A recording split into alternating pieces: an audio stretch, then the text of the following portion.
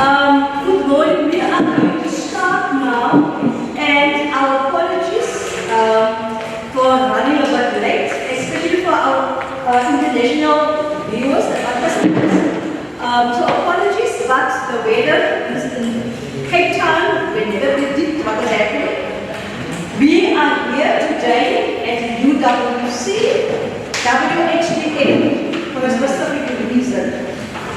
Alright? So we want to welcome you as the go-to expert, advice-giving mothers, fathers, brothers and sisters of communities. You are the people casting handpicked because you are the ones that play a huge role in your immediate community. So at UWC, because part of our DNA is community engagement, individual education, our focus is the starting point is our very, very ground level. Because we all know we have our wonderful, wonderful governmental policies.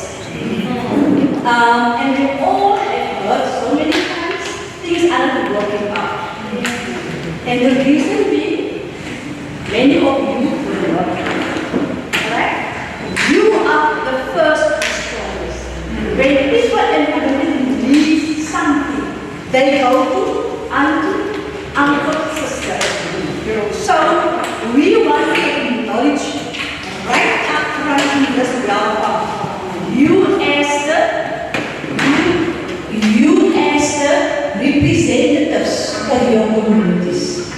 And to go even further, we have also handpicked specific communities. And there's a reason for that.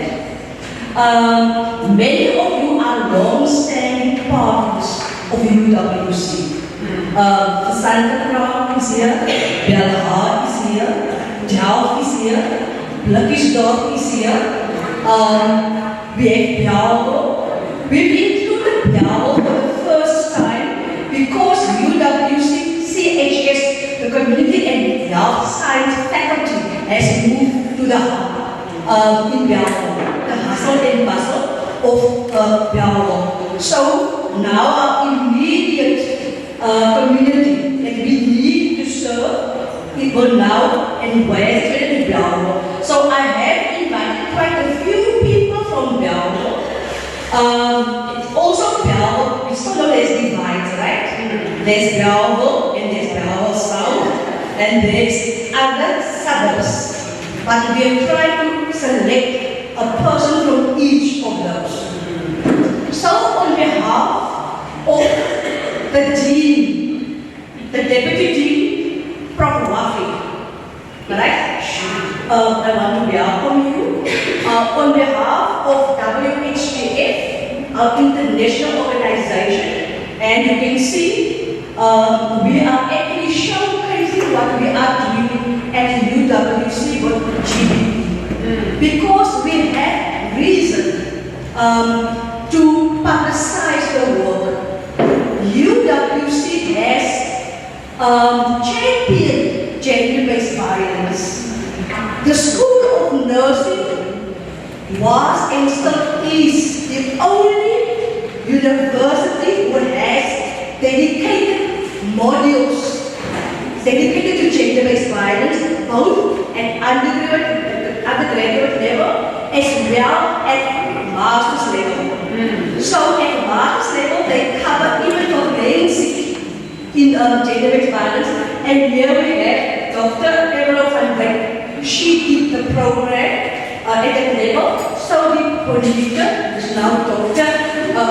Brenda, just finished.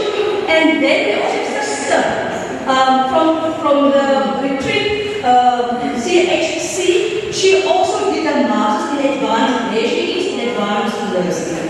So we at UWC, we walk the talk. You can see the footprints, right? And even this, people today here, they are actually reflecting what we are really, how we are impacting our communities. So it's not all just all about academia and getting a degree. That can be why. Or we don't just parachute into a community, do our research project, just for our project, no. We have a dedicated program from the highest level. It forms part of every academic program, right? We need to invest in the communities. And like the previous DDC academic used to say, we don't just do soup kitchens. We engage communities at a scholarly level. The Santa Crowd, they have, again testified, we have publications. There's so much evidence out there over the years, and it's also not haphazard. At UWC, we are very strategic, and community engagement is one of the strategic pillars of the academic project of this university. Because we are known as a university that actually unshackled ourselves from apartheid. So we are breaking free from all stereotypes, from all constraints imposed by others. And that is why I said you are special today. Because last year we had a WHTF seminar. It was well attended. We had international visitors from different countries, professors, doctors, you name it, of the highest echelons, right? And we had very influential people present. And we had community members. And then we actually summarize the verbalized needs and requests of community members. We started the report with WHTF. We've said these are our commitment, these are the expressed needs. We need to action. We need to take action to make this happen. And unfortunately, as you know, if you are in academia and in very high levels of government, your program is running haywire. That is why, at that stage, I was told the executive director of WHTF. For that reason, I decided to step down from that position because I couldn't do my community engagement work. Mikala knows, my dad always been, I don't see the impact. I don't feel that intimate work. We are used to, you just give a call, sister so, uncle there, things start happening. So that for me is the fiber of not just UWs, of South Africa, of Africa, Ubuntu, right? We all have heard that phrase so many times during the conference. So let us really live out the values of that. Okay? So it is just to contextualize the ethos of UWC and why we have been selected. It is the one reason. So I now address the issue with regard to the academic project of UWC. Alright? But also I want to actually extend that academic component to WHTF. Because WHTF is an international organization that focuses specifically on women's and health issues. Right? The intention is to empower, to develop in synergy. We don't want to try to do something new. We cannot. It's a fallacy. So we collaborate and work with institutions. There's WHTF's Secretary of Heart, which is Mikala, and Prof. Rocky is the current ED. They are hosted here on the premises, and I please ask you to just take a walk around to the right, to just see, because we, UWS, would give us the space so that we can impact. Right? So there are different programs in WHTF. You have all been registered as an associate member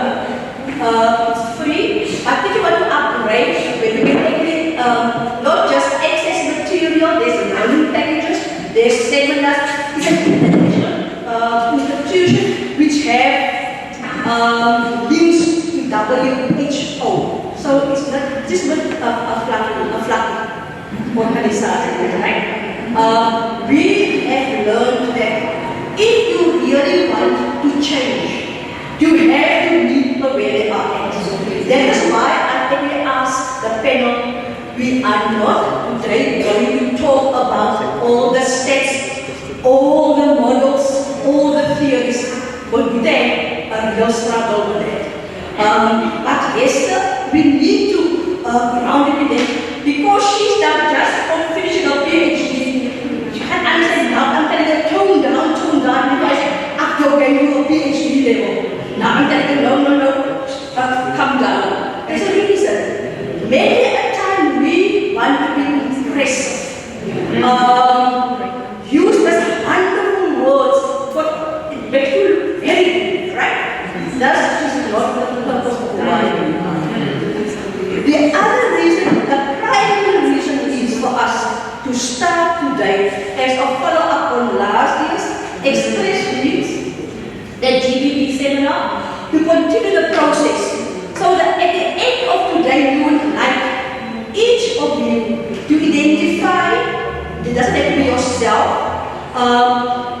first responders in your communities. I'm talking about the nursing and the, not in your street, in your, in extension 30, in the Capetown, that area, in Losabos, who is a first responder? Something happened, go call Uncle So, tell me phone, and talking about this. You are the real influencers. You are the real people who can actually implement government's policies. Right?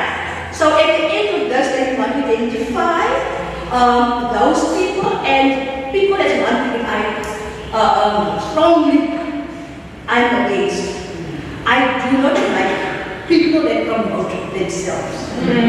Ubuntu means I am standing here because a lot of people work with this is what is happening this morning. I co-opted. We are a network supporting one another.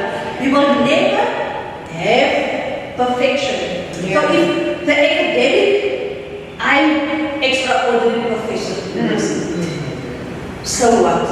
Right? Sister Lagona has so much more influence than me. At grassroots levels, because when she goes into ShopRite, they come to over there, come and counsel. When she walks down the street, you understand? You are the real people who's really valuable. And only once you understand the policies of government, and I have to applaud our government. You all know we have, since last COVID, the government has actually given us a national strategic plan because they were pressurized, because of activists, world activists, right? It's across sectors, right? So because of that, we went a step further. The government now is actually allocated earmark specific funds. There's a lot of funds. There's a lot of strategy. It's all there. So people will tap into that, right? But to make it work, right?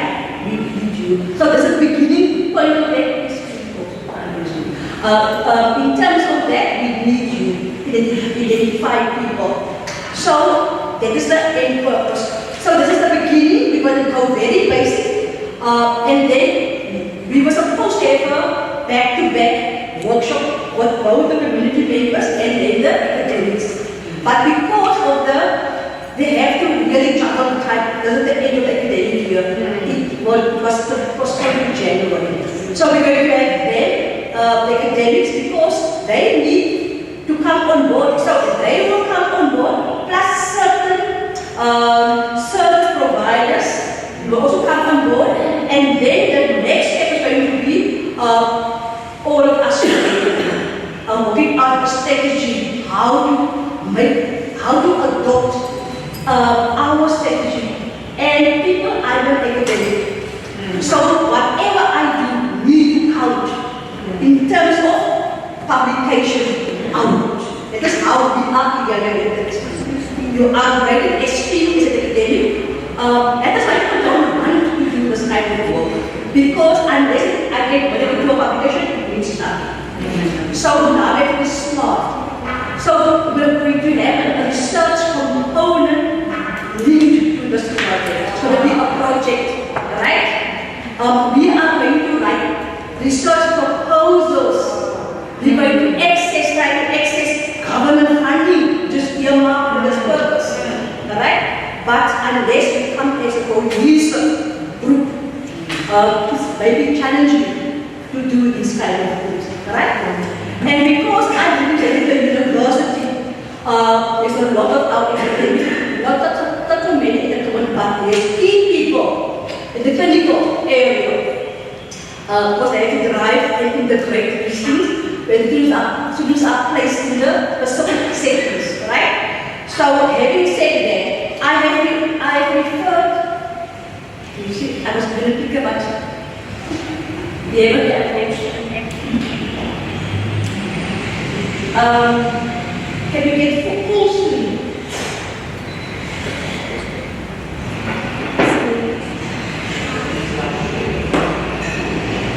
Slide.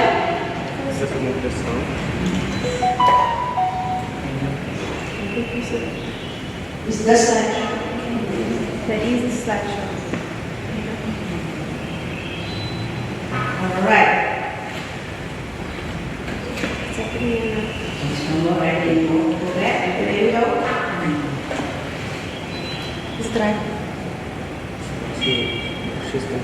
While you sort this out, because I practiced the one thing here, I get food when I move to the. There we go. This is the program in a nutshell. I don't know if you focus on that, right? Other than we are going to have a very next discussion, and we're going to actually be flexible with the time as well. Okay? But at the end of the day, we would like to finish off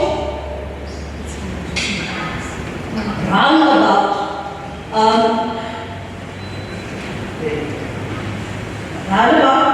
2 o'clock. Yeah, but We are striving for 2 o'clock. We are striving for 2 o'clock. Like maybe strive this morning to show not today. Okay, so we can come here. Maybe you could just.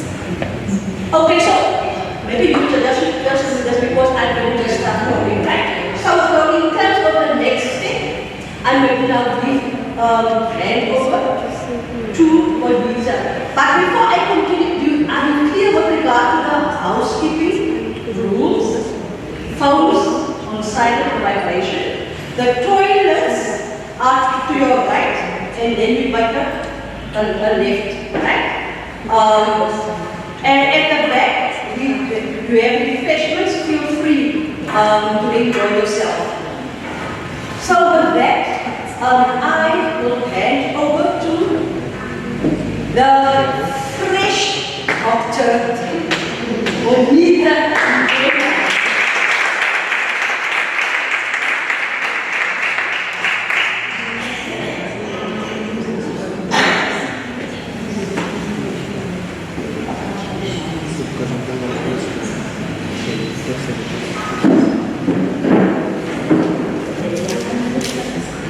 I'm sorry about that. This is very important that we do everything together. We'll be able to do that. Yes. So how about the time? Can I stand here if you don't mind on your side? Because I really want everybody to see and understand that as Esther has indicated, the importance of your each and every contribution is what's going to make today. And Esther has already given a lot of the aspects which I have to address and will make it quite pleasant also. Because learning means you bring your experience to this platform. So what's going to happen is a group activity before we start. Can I have the next slide, please? Thank you so much.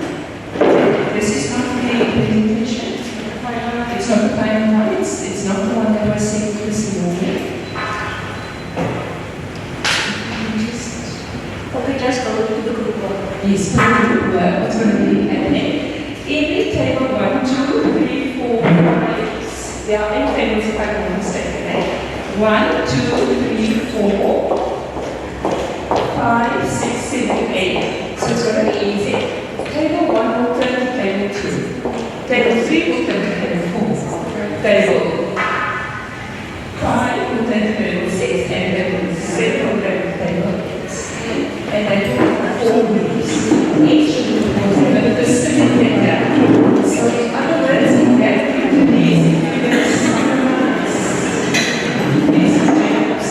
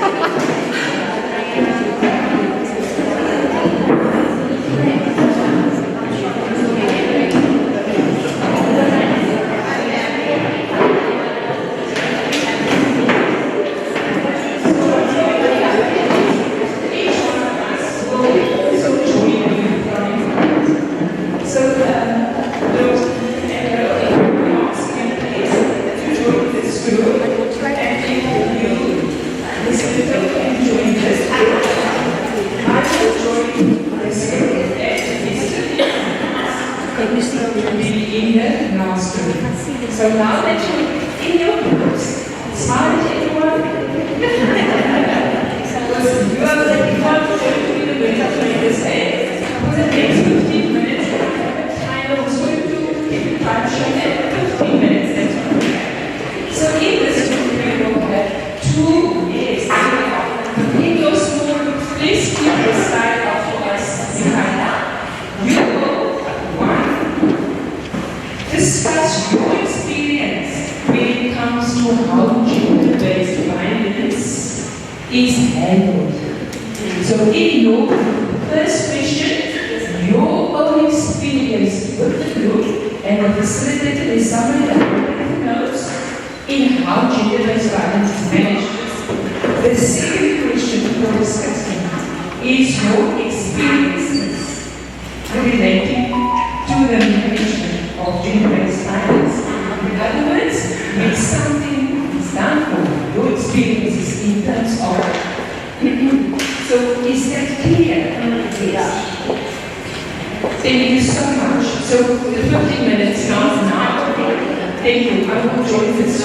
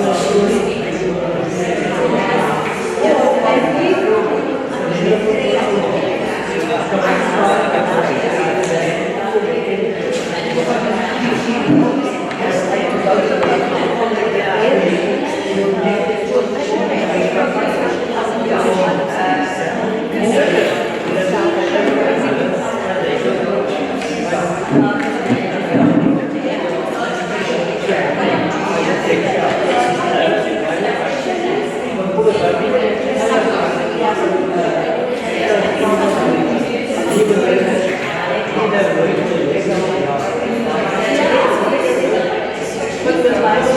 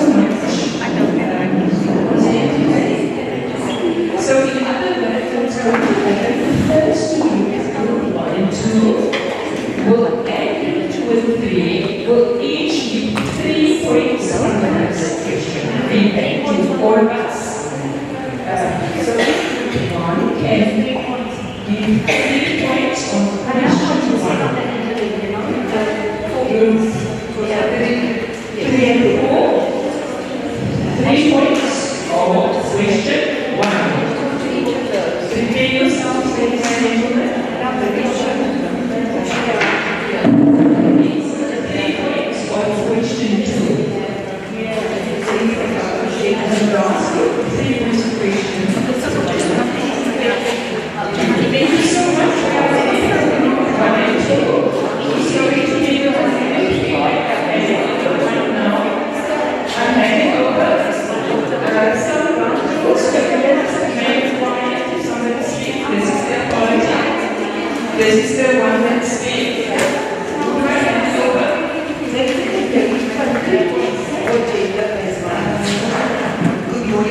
everybody.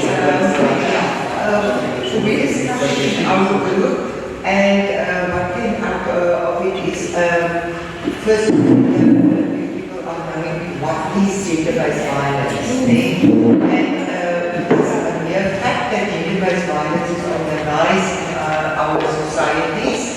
And the other point we came out is, why do people, if the woman was abused, why do she not want to leave that husband or partner?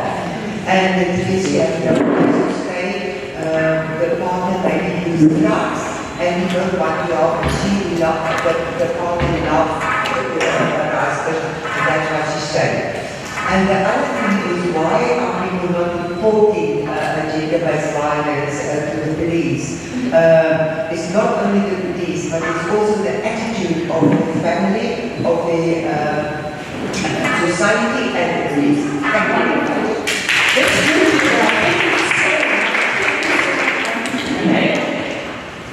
They actually touch on one of the things we saw here.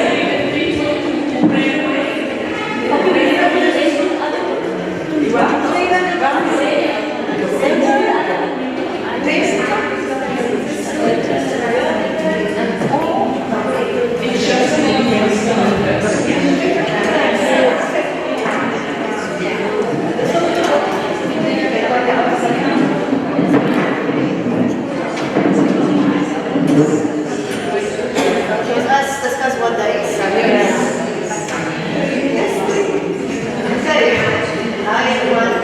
So what was discussed with the 3 points before understanding gender-based violence was just the first point was that physical violence, if it's physical violence, falls under gender-based, as well as emotional and financial violences.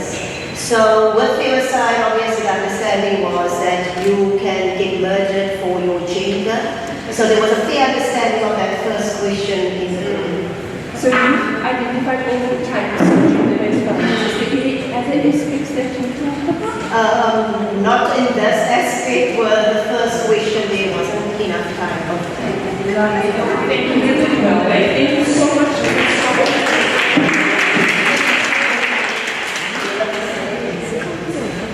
So you will talk about your experiences in this group. So in the group, we looking at the stages and then gender-based violences and looking at the idea of specifically with men acting issues with the ego. And as a result, take it out on women in order to kind of feel like a man. And as a result, that is what the toxicity is on women, means it being a femicide. So we got back to that, and we were discussing the lack of management of gender-based violence, and specifically with police, the lack of sensitivity, lack of anonymity, the questions, just the way that they manage it. So, say, you must wait while we phone the person for protection order. It's ridiculous. And kind of just with, we're just judging. Like, why are you doing this? Are you sure you don't look like you didn't do anything well, So I think that's basically the crux of what we were discussing.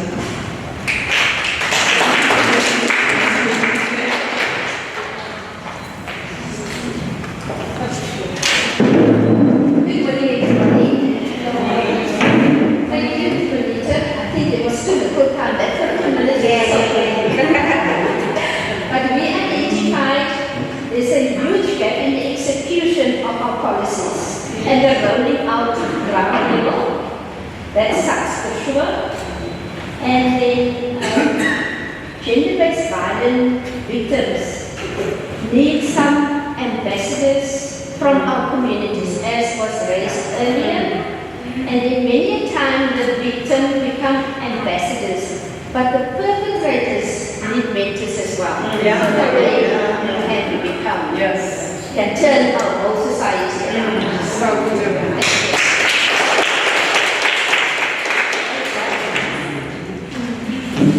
Thank you so much. I appreciate this. So now, this is where the magic starts. Let me first and foremost say, I know this is a difficult topic in the groups that some of us here present. So it's in the process of healing and recovering and finding our own ways in terms of the topic itself. I want to acknowledge everyone that participated in whichever format. Wonderful that you are supporting each other, listening to each other, and that you can agree on these aspects. It's very overwhelming to hear from the groups that not only in terms of the definition, but in terms of how people respond to gender-based violence, that there's no knowledge and that there is not real understanding of what it is and that the impact it has on everyone. So in terms of the definitions of gender-based violence, which is, if you go to the next topic, please, the next slide. Yes, the gender-based violence in terms of today, when we look at the legislation, the types of gender-based violence is very clear. The second group pointed it out so nicely. I'm not going to go into that a lot, because even in the responses as we went around, we heard these examples. So, in terms of the gender-based domestic violence act, it's very clear around the types. Yes, we need to for help the protectors and these individuals that must make sure of the protection, the knowledge should be there. It's not just acknowledge, it's that act clarifies it specifically. The physical, the emotional, financial, all of that we all have experienced on the website. So the next slide, please. Now, very concerned in your feedback around the arrangement. You know, when you hear from the ground, people will say what's so beautiful acts and legislation and policy, but it's not working, it's not reaching, it's not execution we have with this wonderful Domestic Violence Act going to the police. They've allowed it to show when the police officer now called the perpetrator to ask him questions around you being there, getting out a restraining order for you. How safe does that feel? So, in other words, in this platform, this is from our lived experiences and from within our lived, the feedback is real, right? So in other words, if there's no protect us with the Domestic Violence Act, this is why we're here today. This is why we, as I said, we have to think out of the box. We have to grind. We have to stretch ourselves. And as the morning proceeds, as this presentation proceeds, I'm motivating you to stretch yourself more than just saying this has happened to me. Stretch yourself more than that. So the next protection from harassment act. Even the word harassment. Yes, there's an act around harassment. And I can touch you to harass you. I can look at you to harass you. There's protection from that in our legislation. My colleague here will look a little bit more of the Criminal Law Sexual Offences Act and implications for care and law, also another colleague later on. And then specific vulnerable groups, the old people, the children, a more vulnerable group. So their legislation also makes people responsible for their safety. And puts the responsibility on us to have an open person that any form of abuse must be handled through these agents that the law has put in place, like the social workers. So in other words, our legislation is making sure that all those elements, what is said, what is done, how you are treated, is being addressed by responsible persons. Can I have the next slide, please? So, the new legislation, what's new about this? I was so excited. Because this new legislation makes provision for a body, a council, to make sure there is accountability. Yes, it means somebody's not to answer. Why did this police officer treat me like this? Why was I sent to him? Why had I to do it? Not only must there be accountability, there must be resources. Why is the transport available from my home to the hospital, from the police station to the hospital, from the hospital to a place where it's safe, because my home is not safe. Why, when we have all of this legislation, is my transport to safety still a problem? And where I will be? So, the National Council on Gender-Based Violence and Femicide World is government's steps to make sure that whoever must provide that, do and make the money available, and make it possible for you to get a job where you're at the lowest and you have to leave everything behind.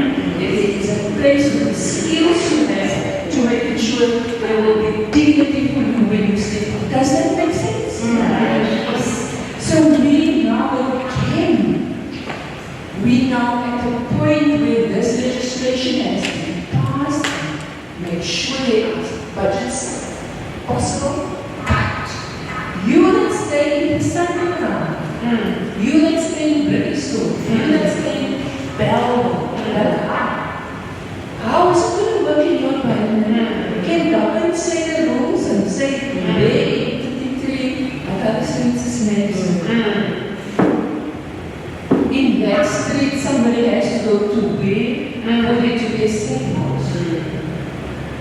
So, in other words, this bill of wage should actually be able to formulate and dedicate and designate the resources available. Does it make sense to you? The next slide in terms of the model. When it comes to gender-based violence, I'm not going to go into this at once. But hearing from the types of gender-based violence, hearing from how people respond to the emotional impact it has on your development, this model, if you look at the child, adolescence, adulthood, or any time in your life, when you have any emotional, financial, physical, we call it an event or effect, or people insult you. It has an effect on your body, your mind, your relationship with people. You are affected by where you stay, go through in your community. And then the broader thing, what is it that protect you when this happens in your house? So you look at the societal factors. So all these levels from the gray area, you move your body, your mind, how you walk around. As women get on our own, you can't even move your in certain places, even somewhere. So your body is so restricted by the fact that this is real and this violence is real. On another level, relationship respect you get. Not what you have on, what clothes you have. All the time these days. So in other words, all of those fears, the impact of gender-based violence is real, the risk from the environmental factors, and then to impact your health. Next slide, please. We're going to finish very soon. So what happens is when we look at all those levels, society, community, relationship, and individual, this is where the magic needs to happen there. So if we start to be positive, and what we can bring to this today, to impact our relationships with those people, and let's do the work. Even if we don't understand and do that, really people in our community and society to make that possible. So this is what it is that is happening. Next slide, please. So, and then in our own we have, when it comes to when you need help, and you see this time at home, is when how you think, how you look, how you behave. You know, you wake up in the morning and you can't remember what kind of day it is. That is how you interact. You can't sleep at night. Your emotions, you don't know what you feel, how you feel. And then, of course, your understanding of what's happening to you is so affected that you don't understand yourself. And it's not that kind of a one kind of understanding, it's much deeper. So there is really need to be able to look for the help that you require. And if it's not being direct, that you don't want to live in, that's already saying it's past that time. The next time you will seeking help means knowing who to go to, whom, where to find them, what is your information, and of course, your knowledge of yourself and your knowledge of others. Now, I want to just finish by saying, all of us is currently learning about solutions, but in that, everybody's input is important. Learning never ends. And the exciting thing about learning is that the output is new every time. Thank you so much.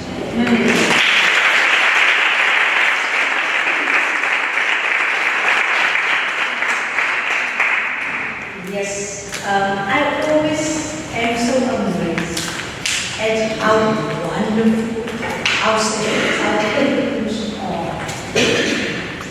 We always tend to think that other people know more, are better.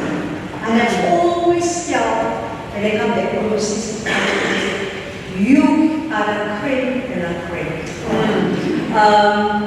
So we've now engaged quite broadly. And I think what has come out is that there's a definite need for debriefing. But having heard the feedback, can I please make a plea to all of us here today? Language, words, carry power.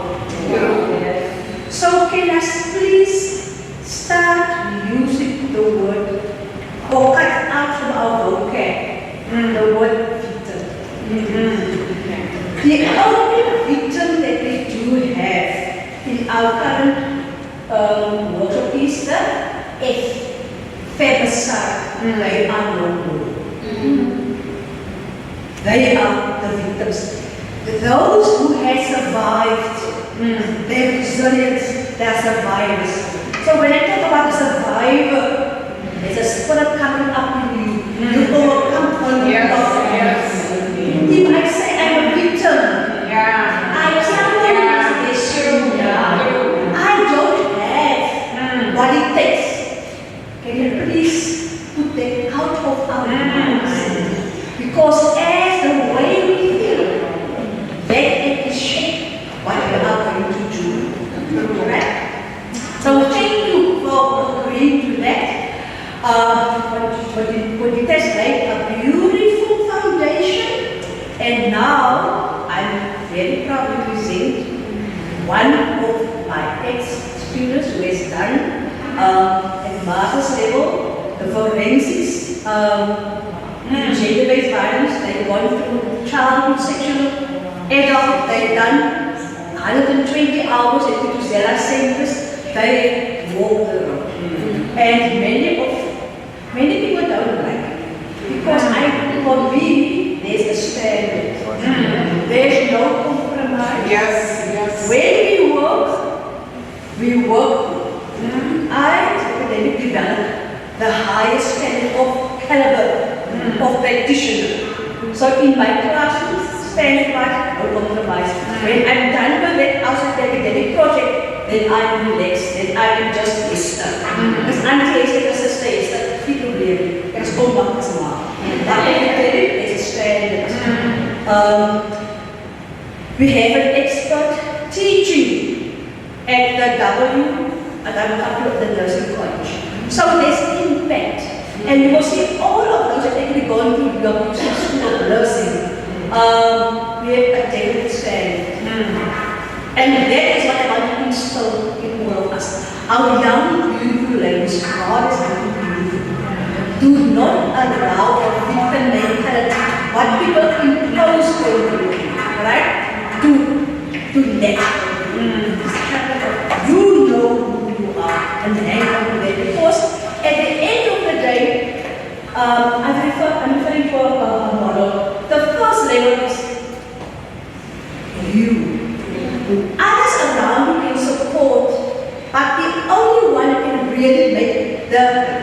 genuine shift up here and in here is only you. It's only you. So we all have been exposed or we've gone through, or we are still recovering from it. Let us not deny. I believe in authenticity. Say at the suicides. Right? Ek het die tyd vir skyn heiligheid. And that is why in my training I focus specifically on the church's faith-based organization.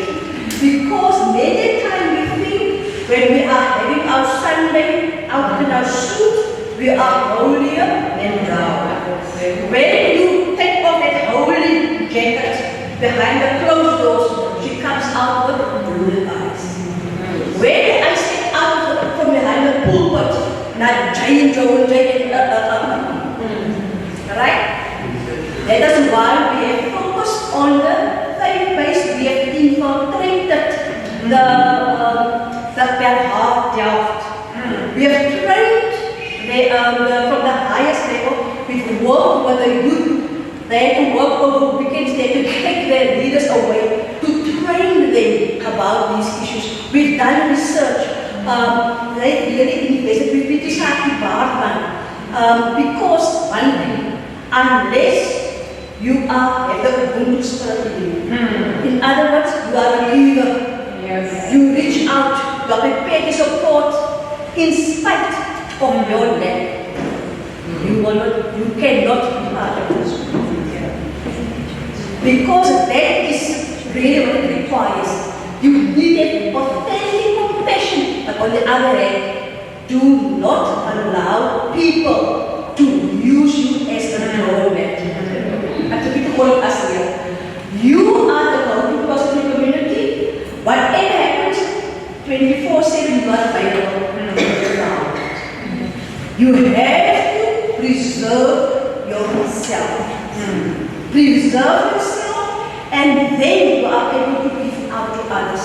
Otherwise, you're going to give out of a polluted fountain. Right? And it's not going to be helpful. So, having said that, the long answer, I am so proud to invite Sister David, and they are not from outside. They are from Community Health Center, and we have here advanced mental health practitioner and a colleague. You want to introduce what I do? She is a specialist OT. OT, so we understand we need not just nurses, not just everybody. And I'm looking forward to, because they bring a different perspective. We've invited men because we've all heard there has to be a change. And she's going to do her research is focused on the area of men. So I welcome you, ladies, wow.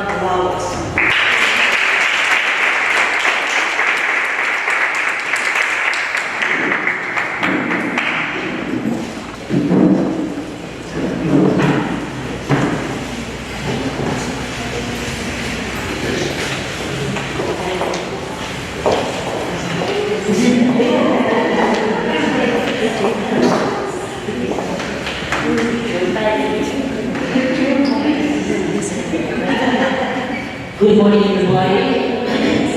I'm Charlotte, I'm like Professor, and yes, it's not nice to be one of the students, especially to talk to you. Of course, it was time when I just didn't answer my email. But thank you, Prof, for pushing me, and that is why I am a master's today in advanced psychiatry. Yeah. So I am in around activities. So not to deliver the story of myself. I learned that deal. I like to say I learned upper level.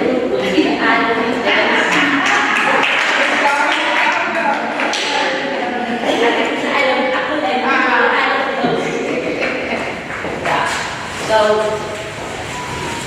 you know, over my life, and actually never did, so I'm quite found out to the problem. They know where I live, my parents come to my house, but we like project we do, they found it, and they know now, go to Little Avenue, and not to the hospital. Right? But if a person is in need, the person comes to mind, they cry. I can't face the way, I can't face. So I come in, I try to do my best, and get our phone, victim support counselor, whatever they need. I will do that, and that doesn't mean I'm done. So to me, I'm really passionate about being around. And it's a big part of who you are, right? Because people think most of the people are thinking your physical health, but there's no health without mental health. Because to be healthy, you must be healthy full spheres of your life, whether it's emotional, physical, religion, all of that, spiritual, all of that. You need to be able to be healthy. And it's actually good, but I don't know what mental health. But it's actually good. I admire people that actually get up and come out. Because I usually say people that have mental illnesses or is going through something, there's always people that are strong for too long. Right? So and that as soon as we might have happened, and everything just crumbles and people don't understand. Oh, but he was very smack. So why are you not going on like that? No. So please mental health is a very big plays a very big role in everything. Yeah. So we are governed by Circular Act 19 of 2024. So we all know people used to come to the day hospital, and when they come there, they put their foot in and they like triage, and they say, oh, I've been abused. No, just wait. Get me from the police, sex, from after this person and the police come. Or you must tell the people, the person, no, go to the police station. They will assist you. No. So, and that is still the misconception that we have, that you are allowed any person, survivor of GBV, they can go to the nearest hospital, and they can be sorted out there. Right? I have a lot of slides, but sometimes I just from anything about everything, so you might have to slide and I've already said what the slide is saying. So that is why they were doing they implemented the circular. It was a standardized procedure for managing survivors of the sexual offences that we're talking about and farms. And we put it up to you. And I was saying about the misconception that they must go to the police, and the police is sometimes not approachable. They have, they acting the suspect done for it. Just suspect come in for help, and they I'm tired, or they said, sorry, you in dire need of help. And then they come, oh, I can't go from the boat, I don't have to be. Really? A police station? You didn't get out of the community? Yeah. So the time they go out, and then you come, no, I can't go from the boat because I don't have a pin. Now, how do you operate? Right? And the objective of that was the dignity and the well-being of survivors, and ensuring that you give the proper service that you deserve and need at that specific moment in time. Right? So that is what, and then the environment, that every survivor should have access to comprehensive time and survivor-centered care, including medical, psychological, social, and legal support service. So the legal support is apparently someone the NPA appointed to be able to deal with the legal advice of God, I haven't seen it yet. But it's on paper. It's on paper, but I haven't seen it.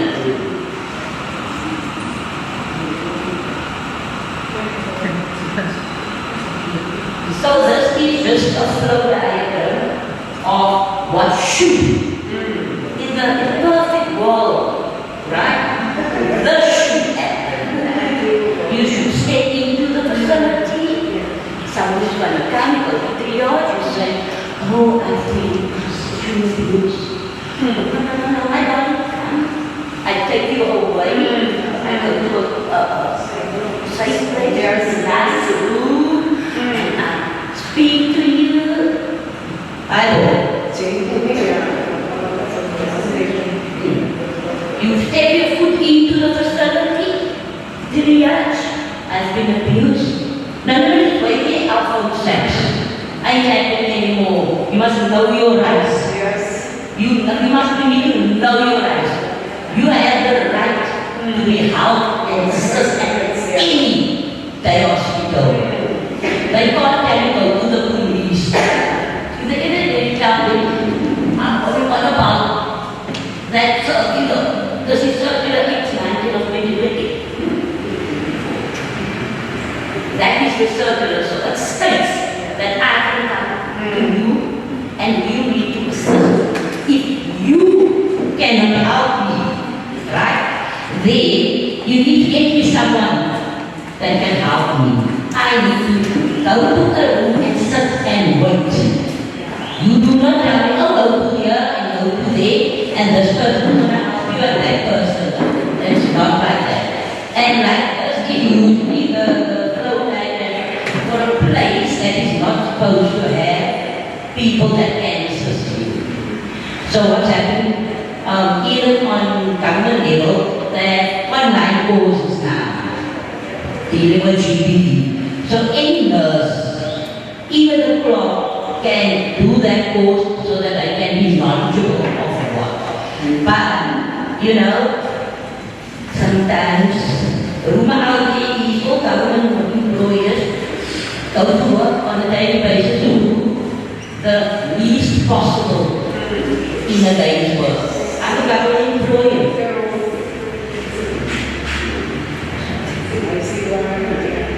I am. I know what is happening. I see people coming in at 5 o'clock. Then 12 o'clock tonight, they're still sitting there waiting for hours.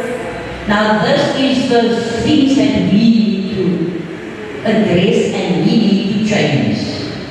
So, am I going to have the freedom to go and say, I think this and I want to get the help I deserve. And the first, yes, we need to get, if we get to the day hospital, we need to get for it, we need to do the examination, but your medical health is the first priority. We can't go and want to examine you while you have cashier, while you leave. That is our first priority. If you are unconscious, we need to treat that. We get all the necessary forms. We inform FCS that we have this stage and the necessary documentation needs to be completed and this kind of unconscious patient and needs to go with the patient. Unfortunately, the patient cannot give consent. But consent is we need to ask consent and explain to the survivor what we're going to do. For everything, every time you do something, or you're going to need to inform and get consent. So people can't just tell you, no go lady, take your block, do this, do that. It's not allowed. They need to explain to you in your language what it is they want to do. And please people, somehow people want to hear that, was it just No, he's a person like me and you. You can yes, he's got that, but he is not wrong. Right? So if I and you need to ask and don't understand, and please tell it, explain it to me in my language. I don't understand. And you know the doctors like to use this wrong and that. Now, it's so important, but in actual thing, just something so that you know, use these big words to confuse the person. So, after I've done that, the medical doctor, clinical forensics. So, if that was done, so if it is sexual, the person that is from up to 120 hours, 5 days, of the alleged assault, if they enter then that is seen as an emergency and it's immediate help. Compared to someone that may be longer. You are emergency, but we can, as soon as possible, we would see to you. We have in that first 3 to 5 days, or the first hours, we need to assist you and we need to assist you immediately as soon as you go in. And other thing what's happening at the hospitals as well is the triage nurse still happening. So what did you do? Yeah. What did you do? Why did you do this to you? They are always saying, oh, as a religion, can you clear what I mean? No. This is the type of mentality that we, our people, have. That you're not allowed to be what you want to be. Because it's a big hoo-ha. You don't want to be people like, you don't want to be a person that sits here. You can't be a crop top because you're inviting the people. Why are you walking like that in the street? But you want to be everybody. And if you've got a flaunted idea, but we must be scared. Right? Because that's what we say, that and look at how they look at us. We are scared. So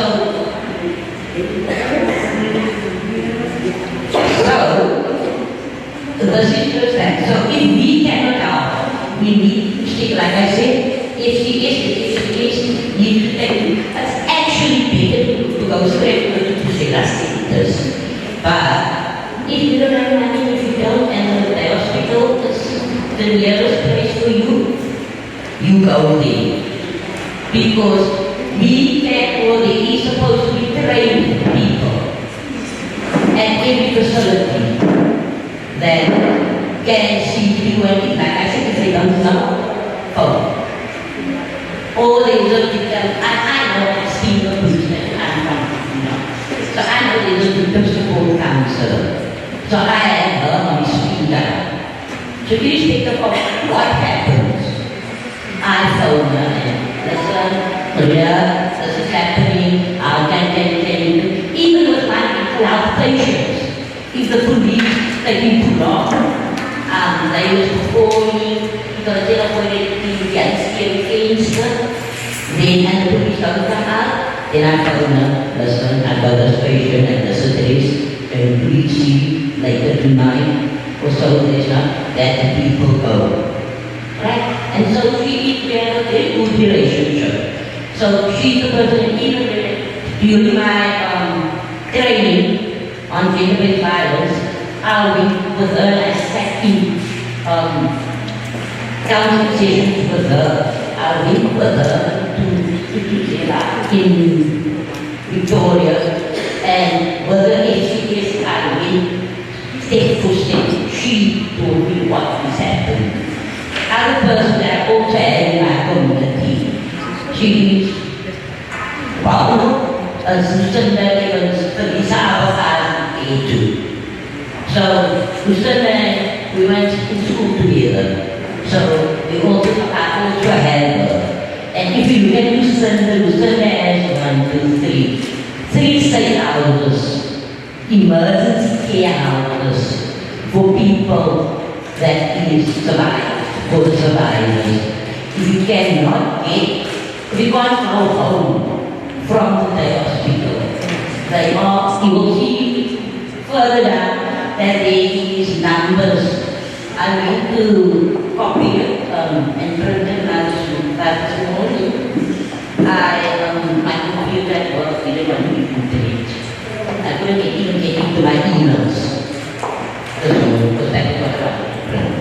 So that I can give out to everybody. But probably the slide will be shared or I don't know. The slide will be shared. What's that? What's that? Slide? Now, will it be shared? Presentation. Oh yes. Oh, yes, so we don't want to go too much detail because you were never available. I think I want us to be really start and more interaction. So that is what that is basically. So basically, if you get to the hospital, you get triage, they need to give you a sexual abuse, they need to give you PEP, which is prophylaxis for an ARV. They need to give you as soon as possible as you get into the hospital, they need to give you that. Alright? And they need to give you monthly 8-day supply of that. They need to give you 8 dogs if you have injured with this blood, whatever. They need to give you a 10 dogs if you have had in the last 5 years. So that is the injection that you also to prevent blood flow. You must know that if the dog bites you go to the hospital, it goes on blood flow. They puncture and blood flow.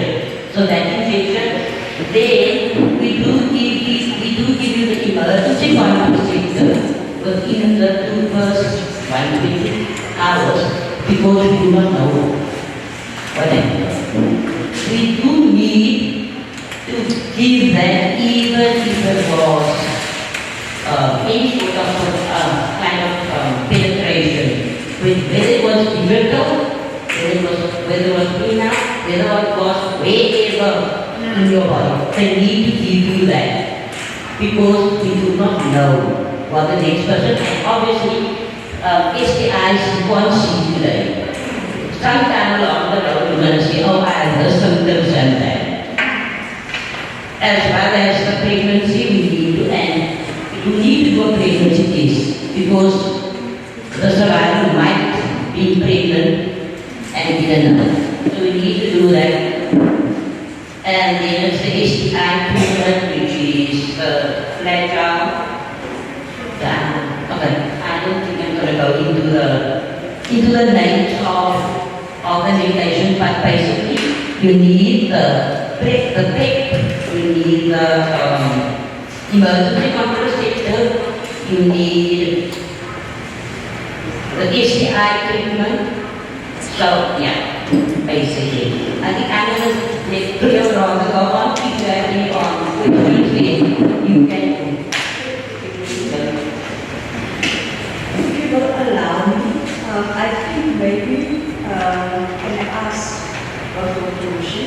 Maybe first, and then we go to so first we will introduce for sustainable do back, and then we will have a comfort break. 15 minutes because basically we need to go. They just call him back, and then we will to the picture, and we have to go. So it's only 15 minutes, please.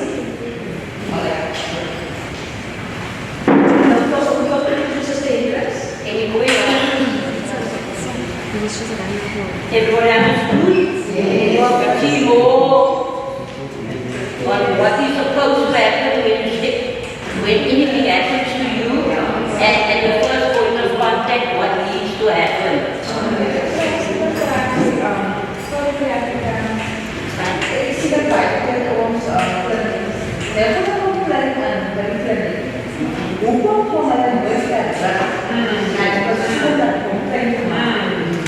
Lalu mengenai persoalan antar komunitas, ini hukum pembelajaran di era komprehensif untuk berbicara SMS Kalau supposed to be terhubungan itu, jatuh dalam dakwah jadi memang fokus counselor, but you can on the one certainly fout in die kerk en dan die mense, terwyl jy nog raster te complain, dan van hulle facility manager. En in de facility manager niet was het, why you do? Ja, het feit is dat hulle, jy kon jou sê, doe die complaint en die zullen in die complaints box. I also think that, all the energy. Ik ben bij het Ja,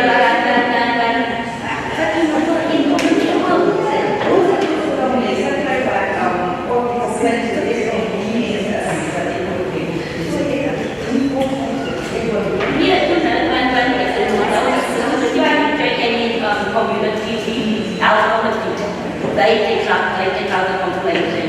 But that's also Okay, so we actually see you have your work cut out for you. Alright? So we are now raising awareness of all the challenges. And since you are the content infrastructure people there, we are now going to the next steps to strategize how to do it. Can we conclude with this for now? Thank you.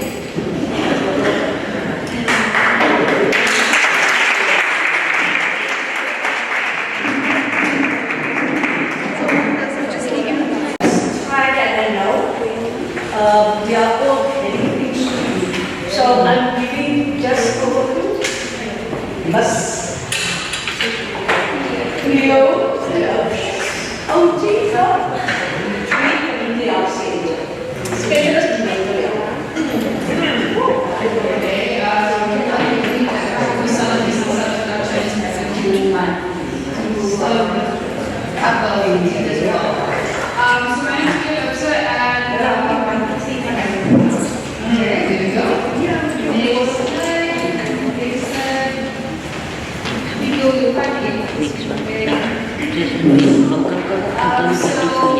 I said that we have received OT. I was working for my community service here, and then while I was doing community service here, I was thinking about the boys and the biggest issue that I saw was that a lot of our boys ended up in gangs.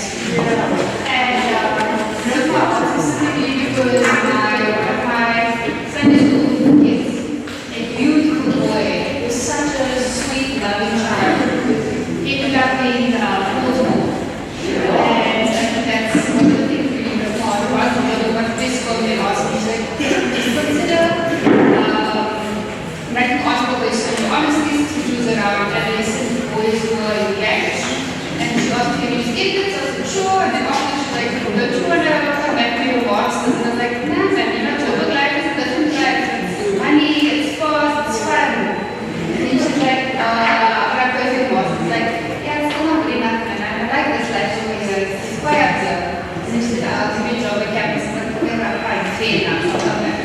so with that, I started to study gangs. And I decided why they in the gangs, and also what did they choose to leave? Okay? So, it was a very big because we don't understand the why. And we're not able to actually deal with the problem. So today I'm talking about gender-based violence, and I'm going to look at what we do, but understand what we do essentially helps with filling the gap, right? Because at the end of the day, you can't say the way to kind of prevent gender-based violence is for women not to walk at this time of night, because it's not a women problem, right? Your victims and your perpetrators. And at the end of the day, the perpetrators themselves are also victims. Yeah. So we need to deal with that part. So one of the biggest things that government is doing with regards to within our health sector is something called psychosocial intervention. Okay, and then with psychosocial intervention, there are 5 parts. First part, building community resilience, so to promote equitable access to basic services through a multi-sectoral response. So it's not just, for instance, the nurse and the doctor.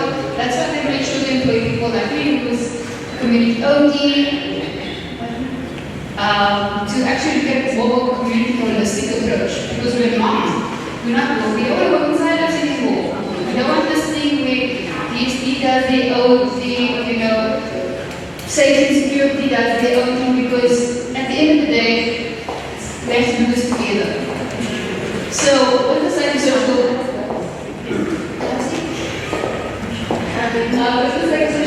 rehabilitation, the first one is community resilient. So it's about us coming together, the different departments of government, and working together as what we call the worker approach, the whole of government and the whole of society.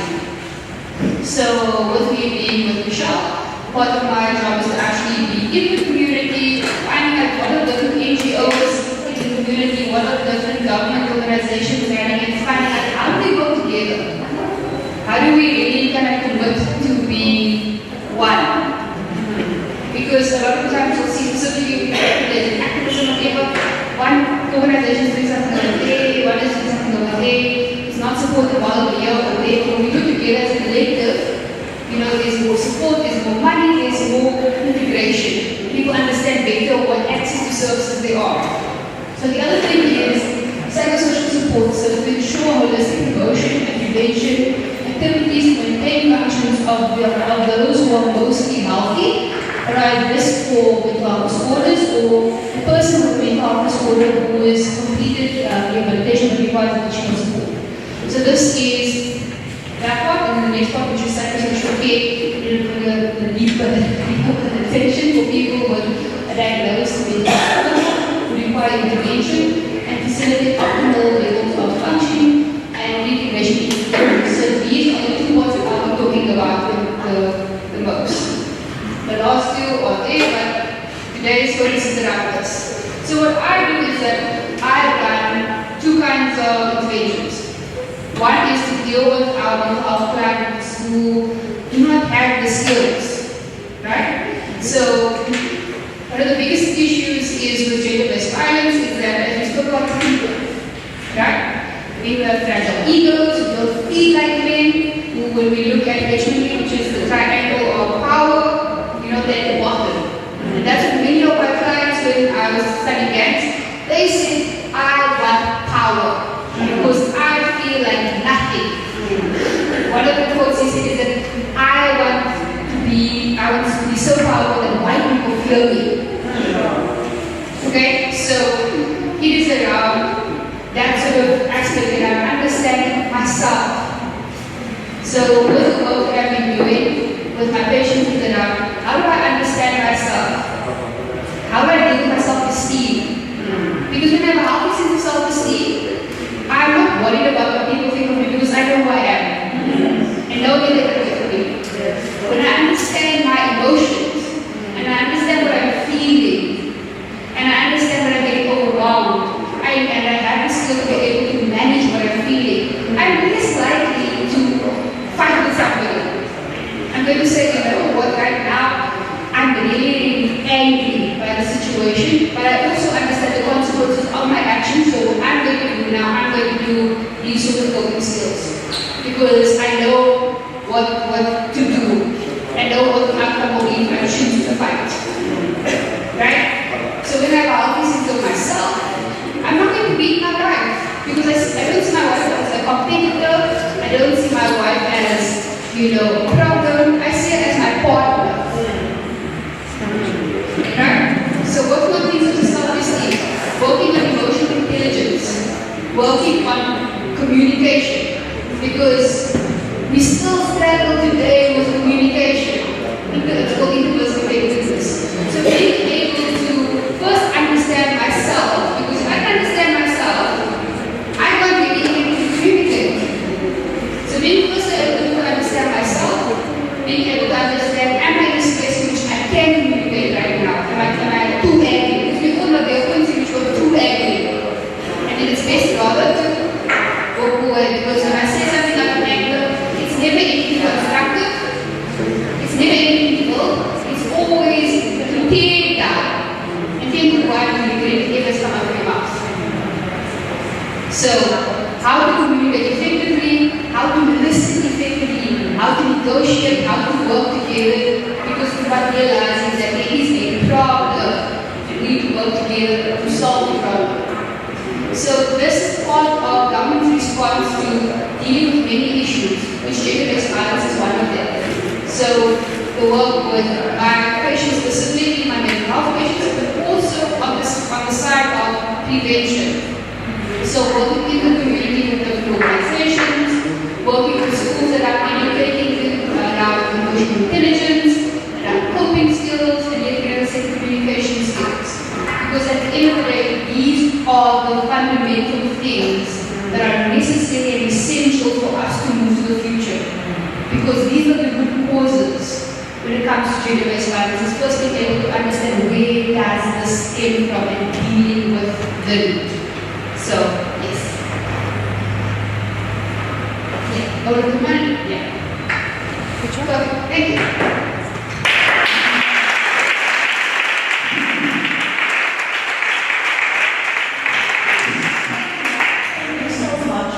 And like we said, we are engaging with grassroots. Really makes a difference. Michelle said that there are a lot of requests for verifying resources. She has compiled a list and we will be putting that on the WhatsApp group so everyone can have access as well on our full documentation. So we will get to those. And here is for us to network. So thank you very much. So our next speaker is Dr. Evelina Panay. She's also one of my ex-students and her PhD has focused on the topic of our heart. She's an experienced educator and she's on a practice working with not victims, but survivors, right? Survivors. So, Dr. Panay, let's over to you.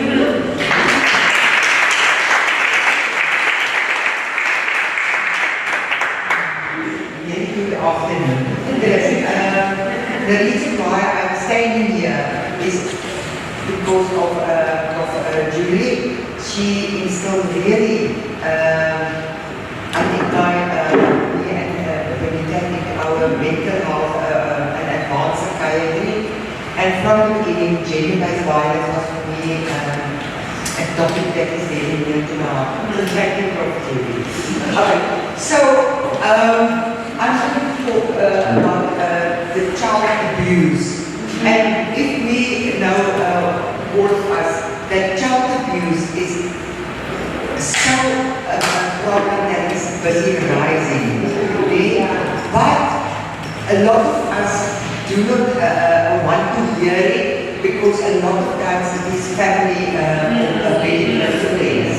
Okay.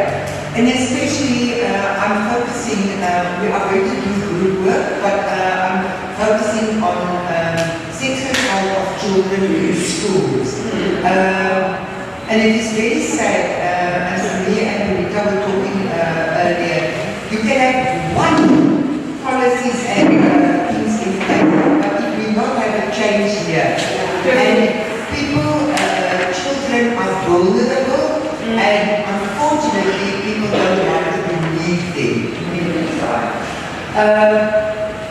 So, according to the South African government, there's clear-cut policies in place how the schools must handle it and how they must deal with child abuse, especially sexual assault. They are so afraid that the name of the school will be put in different, so they just sweep it under the rug. It's like this. If we look at it, every child has a right to be protected, okay? And we as adults must be their advocates. They can't talk for themselves. So, if you look at the Child Health Care Act of 2005, anyone who is aware of any form of child abuse, it's not that you pick them or you have an obligation to report it. Because if you do not report it, you actually condone the behavior of that. And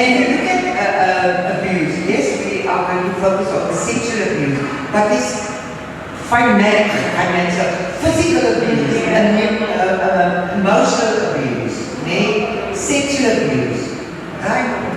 And I mean, just look at what happened in our communities. And I just want to make one thing clear. This abuse not only happened in the bigger communities, it happened all over. Doesn't matter in which school you are, in which grand area you stay. Whether you are a CEO of a company or whether you are a street worker, anybody can be a perpetrator. Right? Okay. Just go to the and you know, so, people are always blaming the government. But I mean, if you look at Cyril Ramaphosa, he screamed on the TV and all over how to stop gender-based violence. But if we do not have a change here, if we are not as parents role models, because it's like TV, it is the child sees how the father treats the mother. So it just continues. So the question what we must ask ourselves here today, were there at any time, a time that I am aware or saw any form of sexual or any child abuse, and ask ourselves, what did I do about it? So what I'm going to do, I'm going to present to you a case study of a live case. I'm also part of the Victim Support of Violence since 2002, thanks to Prof. Julie. And that is a live case. I just changed the names. And it is very sad that this happened. So what we are going to do, we have 4 questions. Okay? So I'm going to present the scenario, and then each must I give a question for each yeah. So each group will get a question, and then as the Mika's group, there must be a spokesperson, what they think. And remember, it's not exam time, then there's no right or wrong answer. We want, and that is the purpose of this workshop, to make us aware of what is supposed to be done. So we want your understanding of it, that we can identify where is the lack of knowledge. So please, there's no right or wrong answer. So I ask that everybody in the group must participate. So I want to read for you the scenario. Okay. And essence, you can read it yourself, but in essence it is a daughter that was living with her parents and her grandpa. She was in a specific school where 2 boys were at that same school, right? And the child was sexually abused in school and in the children's house. There was 2 brothers, and they stayed on the premises coincidentally of the parents and the grandma. So what happened? The child was suffering in silence. Her mother, her grandma, one day came to, her grandma came to the place where the children stay. She catch the one guy doing it and asked him why is he living, why is he the whole day under the blankets. The child reported to the Oma. The Oma did nothing. Oma said, don't come and tell me stories. And this happened every day in our society. Then the child go to her teacher. Then who she thinks she can trust her. And what did the teacher do? Nothing. The teacher just kept quiet. So, and let me tell you, this is only one case in the world.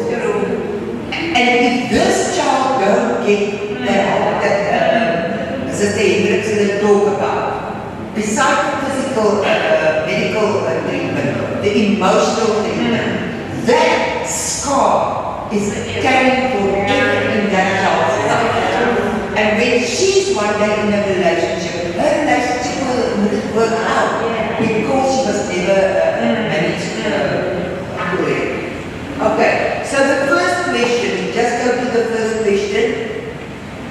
Okay, what do you think are the reasons, that's group one, why girls, remember boys and girls can be sexually assaulted, but we focus today on girls. Okay? Why girls or learners, that can include boys also. Do not or are hesitant to report incidents of sexual abuse or harassment. The second group, how was the grandmother supposed to handle the case? So are you with group one? Okay, group two, how was the grandma? Right. Group three, how should the teacher and the school's headmaster manage Diana's case after she reported to them? Group four, what do you think is the role of the police after sexual assault was reported to them? Okay, I'm not following it. It's fine for Conclude the session and for the class. For the class, the next time, then you must do reading. Alright? So we focus in this time because the business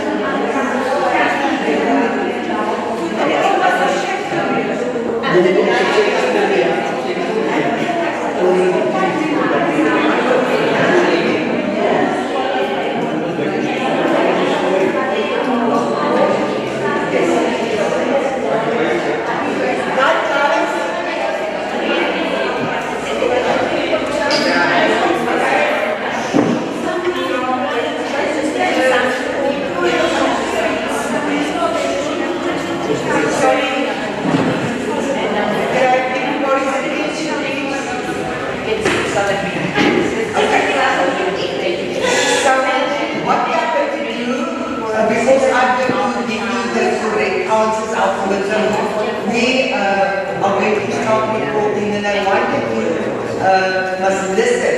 And if you have another idea, what they might miss, or one of the groups miss, you are more than welcome to afterwards bring it up. Okay, good one. The question was, okay, right.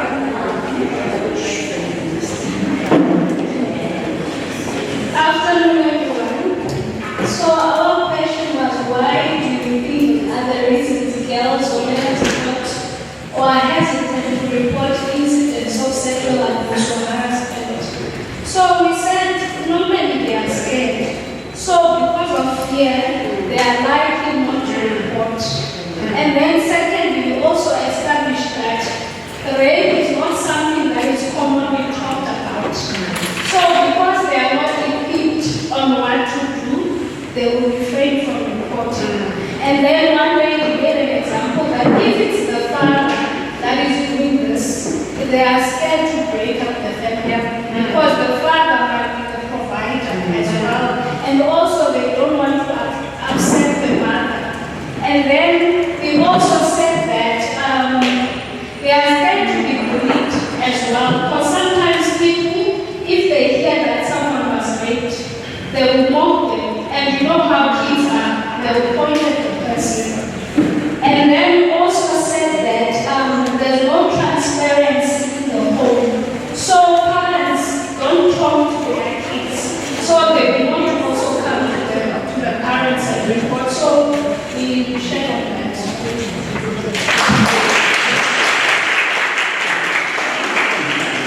And that is certainly what she said. Okay, let us look at group 2. Group 2, I think the grandma was the most man of the situation.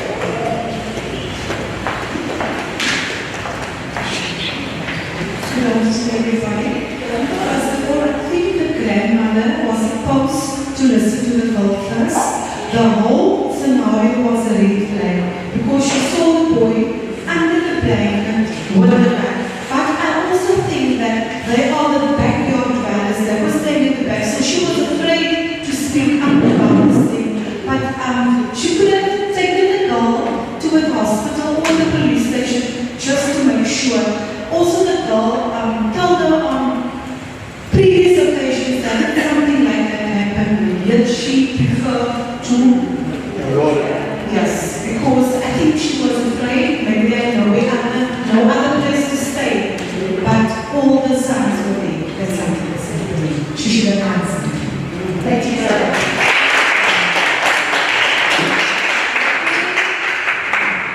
How was the teacher and the headmaster?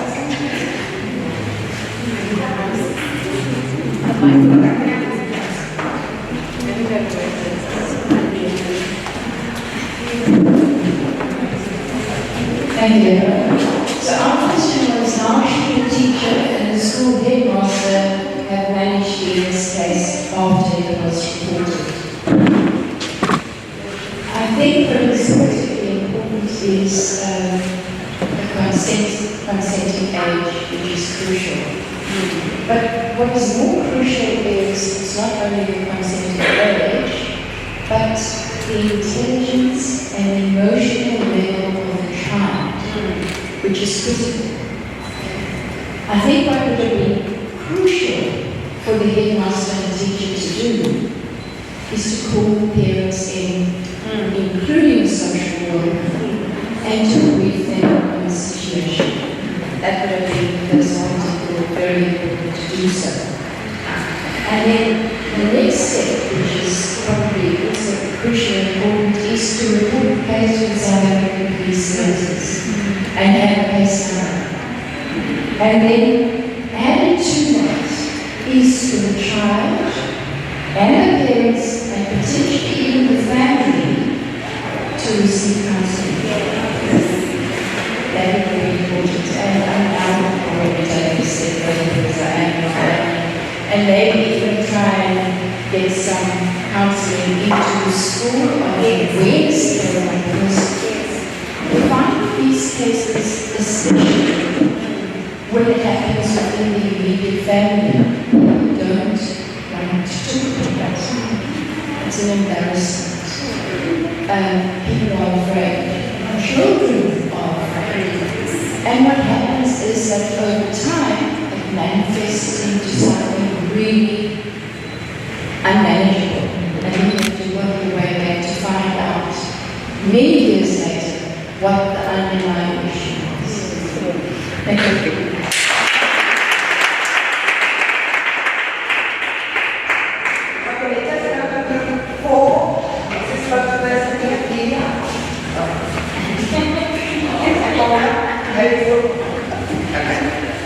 What do you think is a role of the police?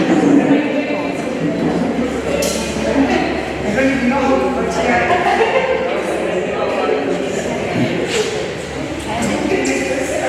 Today I'm going to deal with Mrs. Taylor, FCF. Okay. Our question was, what is the role of the police after the child sexual abuse was reported? So what we discussed was to make sure that the child is safe, make our child comfortable, and take our child to the FCF so that the child can be examined and get counseling. Yeah.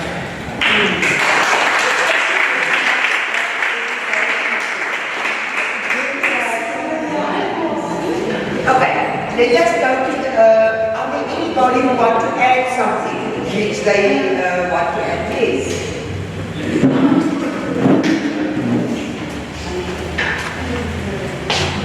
Okay, I'm going to share a real good story that I had about a 5-year-old child. A 5-year-old girl, she was abused by her own father, but the family in the house didn't know. So when it was part-time and the mommy was gone, and then she won't allow the mommy to touch her private parts. And every time the mommy what's wrong, open your legs. The mommy was very harsh. And then the mommy called me and the mommy asked me if I can maybe young. But first what I did, I embraced the child to win her confidence and also to go into a safe place. And I have allowed her in her own way, in her own language, to speak up, to tell me what is happening. And then I took her the case, the whole case to a social worker, and then they took it from me. Wonderful. And then,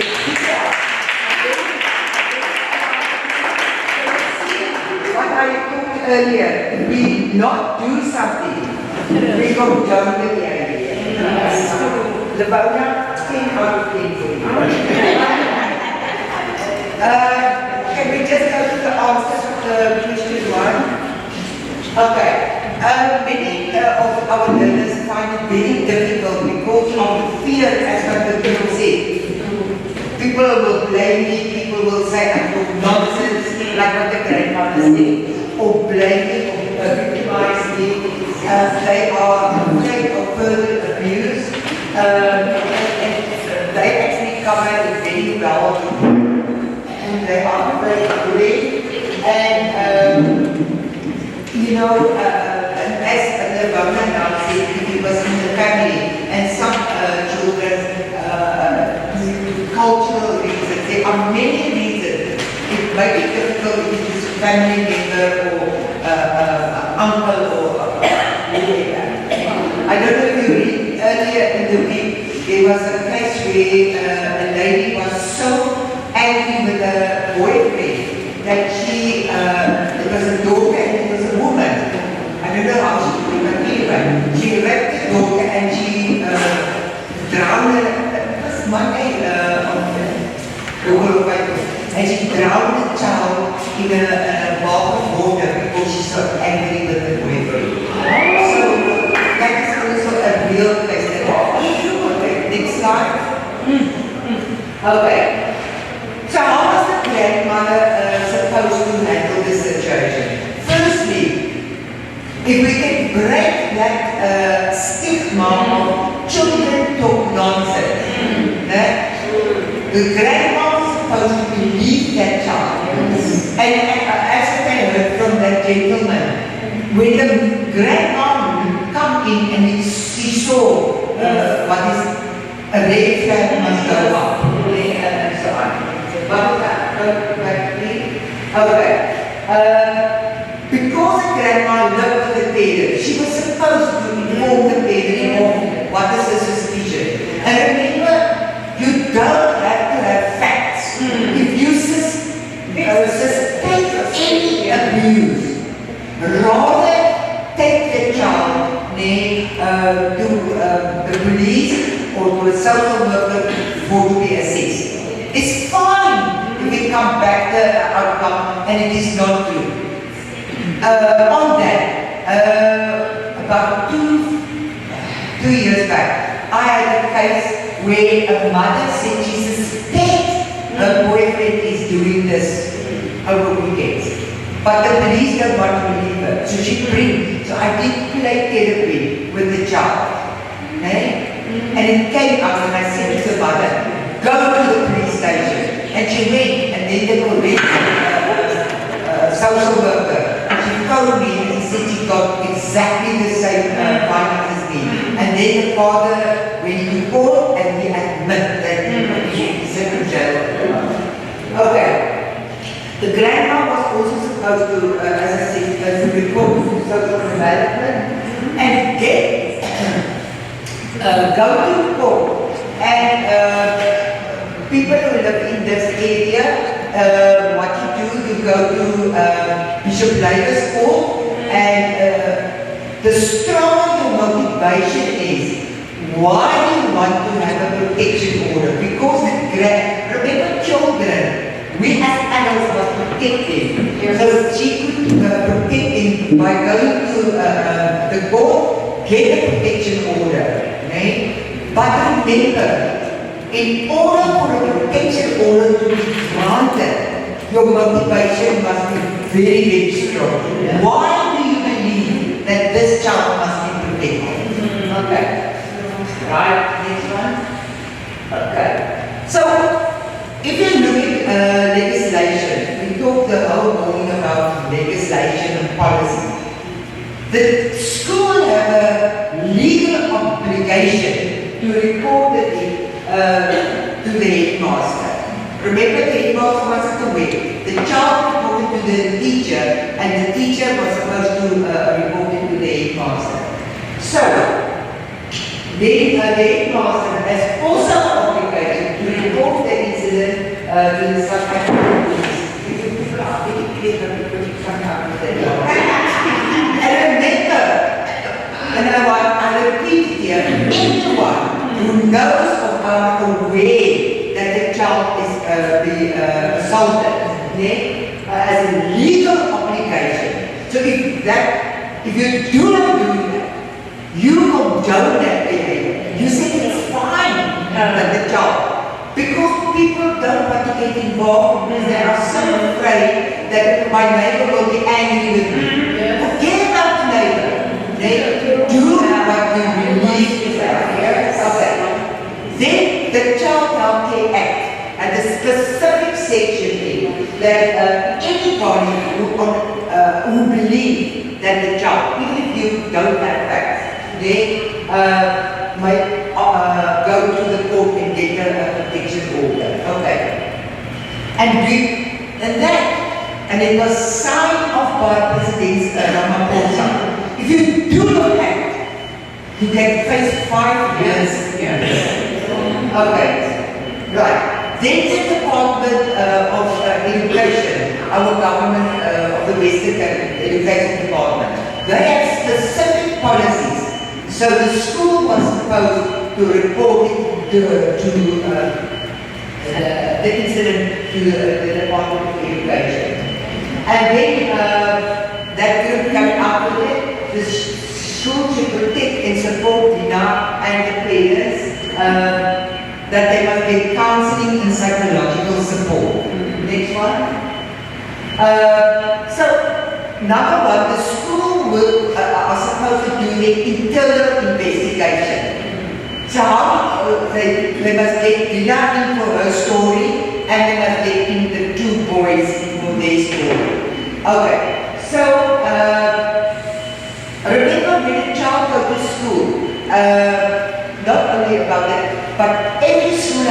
code of conduct that they have to be. So if the school find out that the boys violated that need, there must be a disciplinary hearing. Okay, that will say the following one. Okay, the principal must contact the parents and the guardians. The letter should go to the boys' parents. And I conclude for you the child line, okay, where anybody of you suspected either a court order, protection order, or from child line. Right, next one. Okay, the school, because the teacher is late to report it, the headmaster must arrange for training workshops like what we have here today, where they educate the teachers what is their obligation of reporting and management of it. Okay, and the teachers in that workshop should be made aware of their duty to report. Okay, right. So, when a child comes to the police station, all police stations have a trauma room. They take the child to the trauma room. Okay? And if it is a little daughter, in Diana's case, a female, because if it was a man sexually assaulted, the two boys and men, then you must have the same sex gender in the statement. Then they open a case, then they call XSS. Now, I'm not talking. It is an organization in the police, they call it the Child Protection Unit, and they are looking for the justice of the children. They come and see the child with a statement, with a docket. Remember, when the case is open, they make a case docket. Is going to take that child to the rape, I don't want to talk about rape center, but to the forensic center. Now, forensic center is a center where adults and children go for medical examination. Okay, I'm not going to do that. Okay, so this unit works very closely with social workers, and their primary role is to get justice for these children. Okay? Okay. I just, if you want to read further, I have references where I get all my information from. Thank you very much.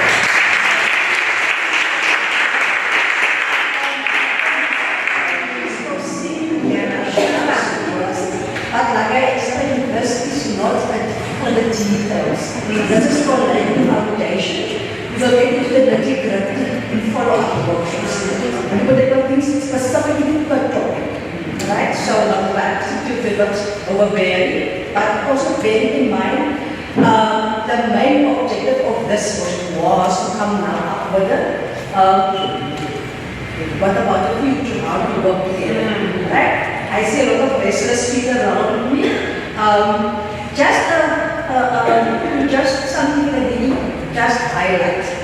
Remember, I talked about the movie. I talked about how good, how greater is the rapporteur of them. It was completely not on our radar. The two of them are from Kayaricha and Younger and Kayaricha. How did they end up here?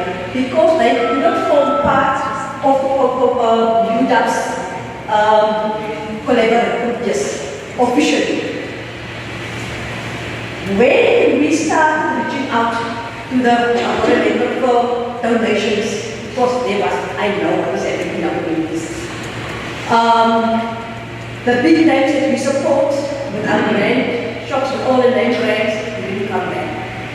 I campaigned 2 weeks, there was nothing. Then Prof. Waki came back from China, and she said, the faculty is going to sponsor the breakfast, very low. But I know people come, they come from this land, in the colors. I know you would like to take something. I was starting to Mikala, other people, going people, the religious leaders going up, nothing exactly, and the panic. There's nothing for lunch in between. No response.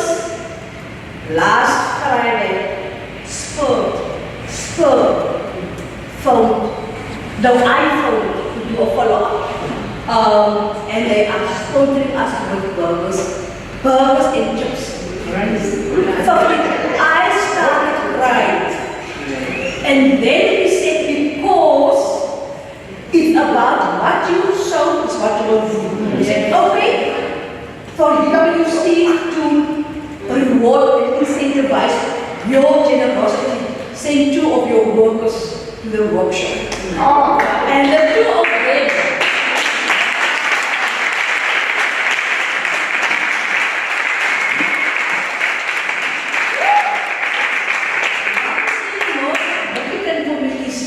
they are 2 young, beautiful ladies. I always say, I respect myself, I value myself, but I know I hate my child. Right? It's time to raise myself and invest in the future.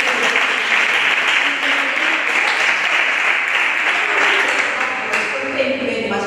So, our last presenter is, she's a very well-known media figure, Pastor Griselda Pinto. She is going to now just let us all up. With the refer to counseling. Now she's going to focus in the because it is her ministry. Primarily from a biblical perspective, but you will hear she doesn't exclude any other person. Right? So, welcome.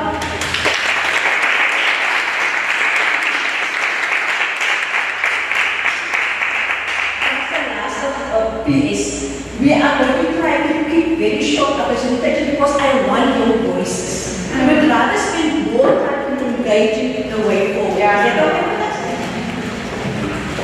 Good afternoon, everyone. I know that everyone is quite tired and, a lot of information has been shared. So that's most of my slides is very much point format. So I'm just going to share with you guys. And like I said, even with other young ladies here, I'm going to go through the slide quickly with you guys, but there's a lot of principles involved with trauma counseling, a lot of barriers as well. So I can only mention 4 and 3 of each principle and barrier.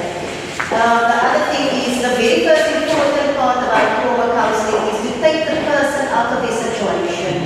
We cannot keep him in a state where they have been traumatized, whether it happened at school or at home, or I will include even today the church itself. Because those things are happening all over, not just in the home, not just in the schools. And there's a fine line between obviously spirituality and I look at the whole holistic view of trauma counseling. Yes, I always say also you can't give somebody a book to read to educate somebody who also don't walk the road with them. They need the practical training and the experience also to be able to implement what they have learned. So just one of the things, the first one is I say safety and stability. We need to, very important is to keep the sometimes call them patients, clients, whatever field you find yourself in, you can address it the way you want to. But like Lisa said, no victim. So they are survivors of what has happened. So that first one is, I'm going to leave my focus on the first slide. First of all is to get them to a space so that they can feel safe to speak and even to, when they are actually first coming to you, they are so traumatized. Some of them have a reaction of either flight or freeze, where they might not remember all the details. Some of them might just be crying uncontrollably through tears. So your job as a person, whether it is a counselor position, but in my position, when it's a counselor position, you first calm the person down. You cannot ask a survivor to tell them what happened now exactly. First, get them to a space of safety so they can feel I can speak. Get them a warm blanket, get them a glass of water first, and wait in that way. Don't. We find ourselves in our cultures to be so inquisitive and think we want to just ask them what happened, who did this to you, why didn't you say something?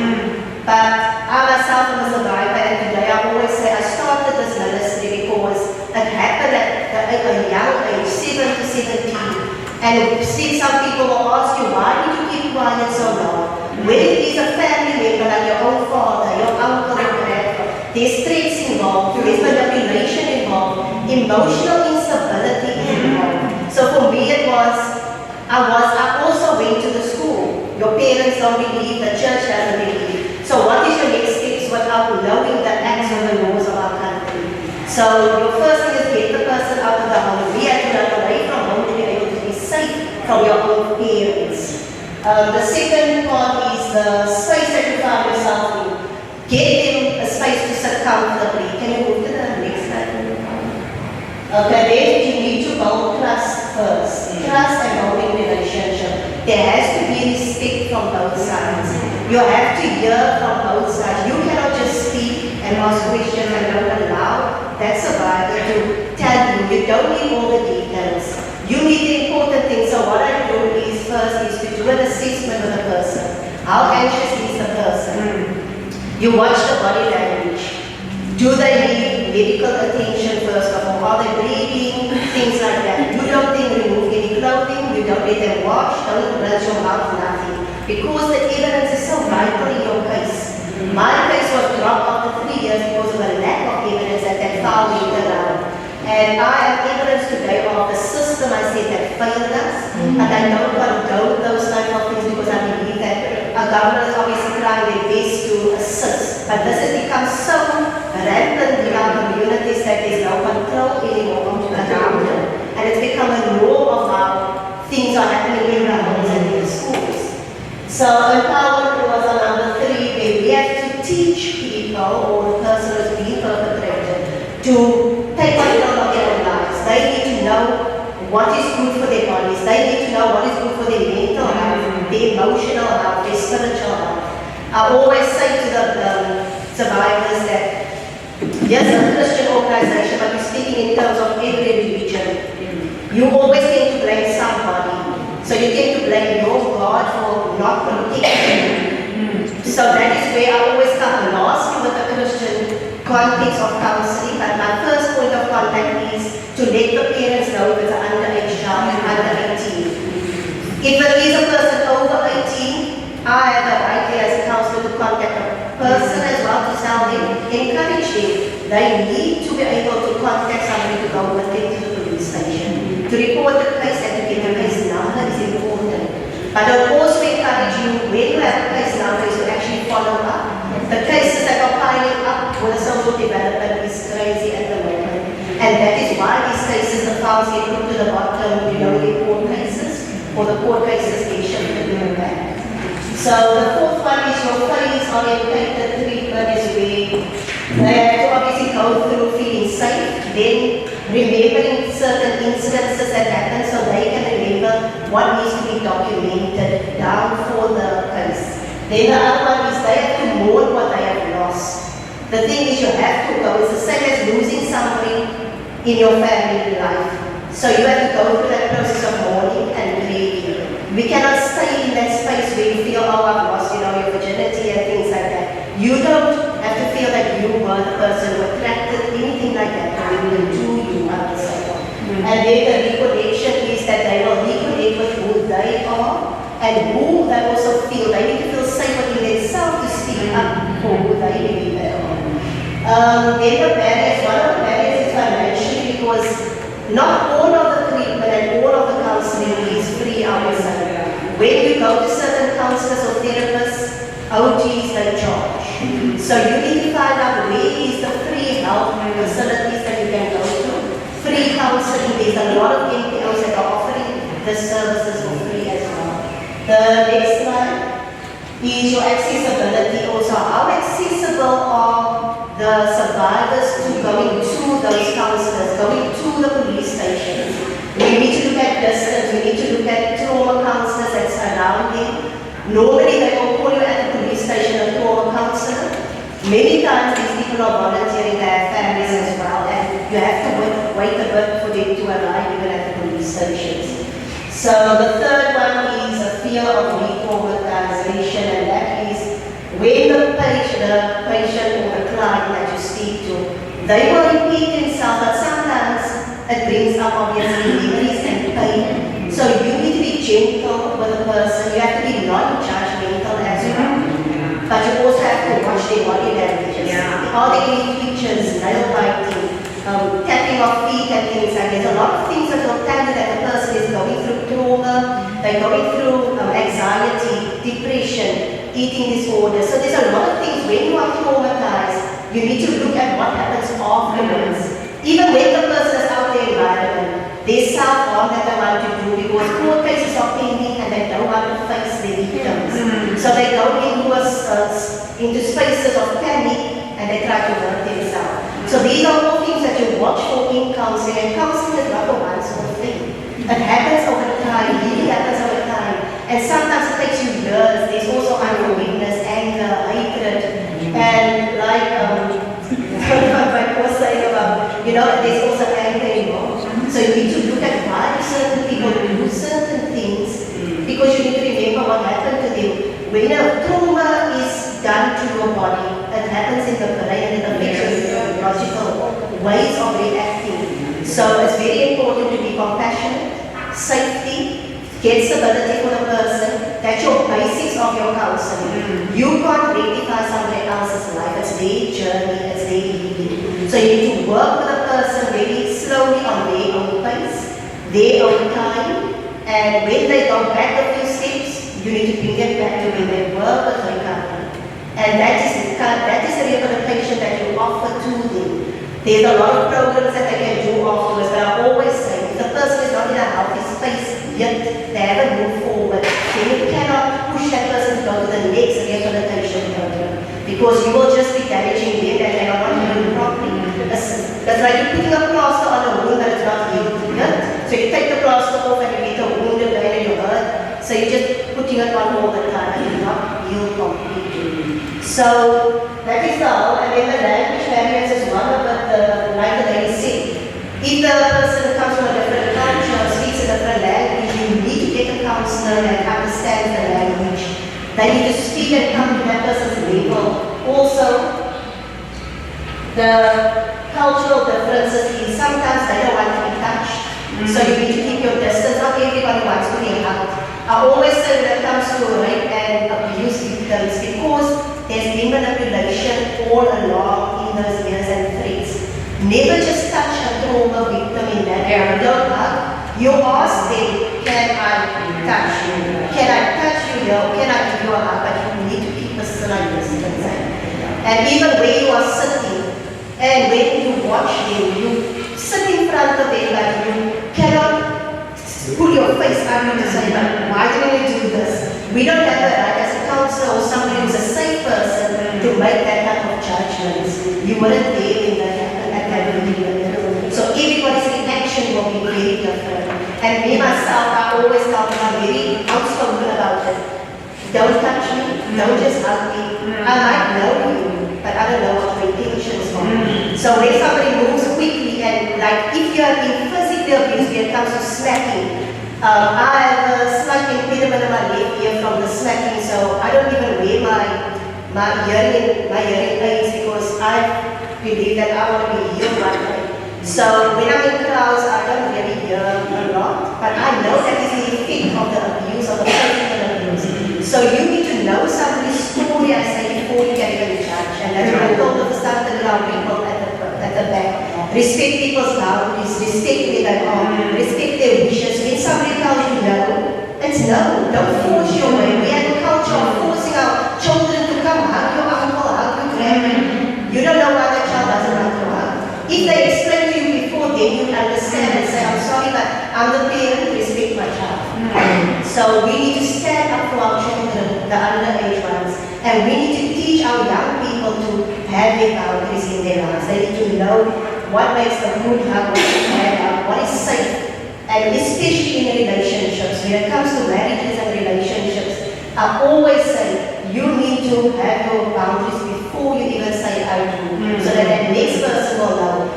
Like I know about the pointing of fingers and stuff. There's a law against that. You can go to the police station with that. That is a threat. It's part of the threat. You're pointing to somebody or speaking in a certain tone. Your tone of voice is important. How we speak to people, especially to traumatized victims. We cannot speak down to them.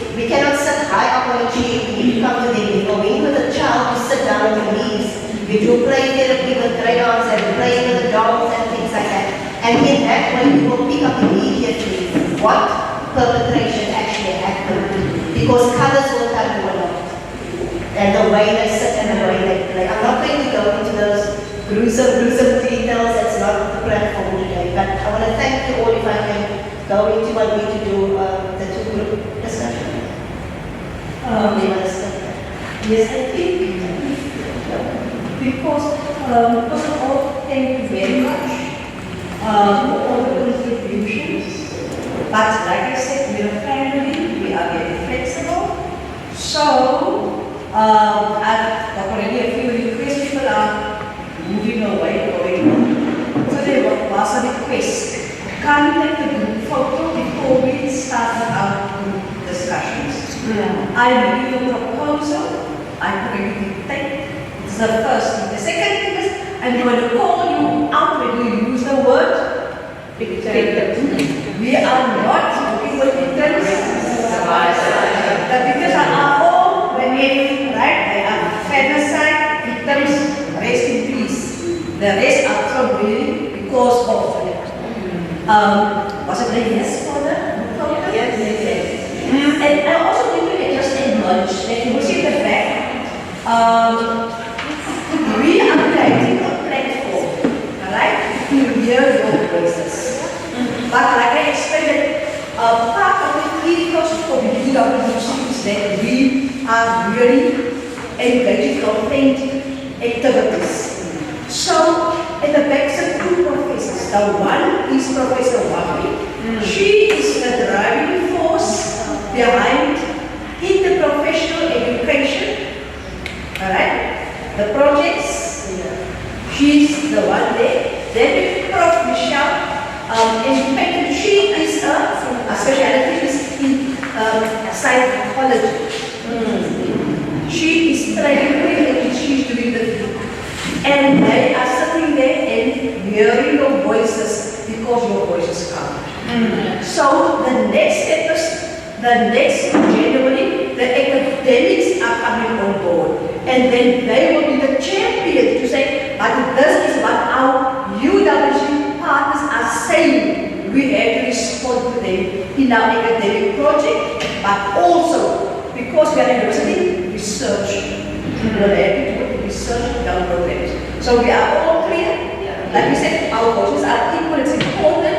And don't think because they are on their laptops, they are not listening, they become multi-skilled because they must be doing all over many things.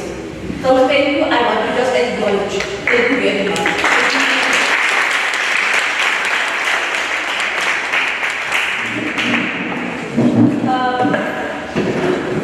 And the person wants to say something, who she wants to be, if she needs to be. Good afternoon, everybody. We were part of a symposium last year with the organization, and I was the champion of the Center for Diversity in Psychological Counseling and so on. It was a phenomenal occasion. We had people from our communities, we had participants with gone through some trauma themselves, and we had very open conversations. Our own just research niche is in gender-based violence, but also work a lot in women's high-risk reproductive health. So that's my interest. I am the Deputy Dean of Postgraduate Studies and Research. So Prof. Julia was working and look forward to the interaction. I think we've got a lot of work to do. But I agree with my colleague over here that abuse and trauma is not just a women's issue.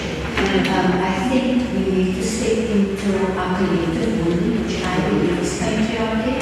And I was reflecting on it the other day, we did some workshops, I think it was 2014, with a group from the US, and it was called Gender Reconciliation. And we worked with both men and women, and it was very amazing to hear the men's stories, because men don't report abuse when they are abused because of the stigma and because of everything attached to that. So I think we're living in a world with extreme violence, and we have to guard, especially with our young children, what they're exposed to on social media, what they're exposed to with their peers. Violence is becoming so normalized today, and so the voices, what we hear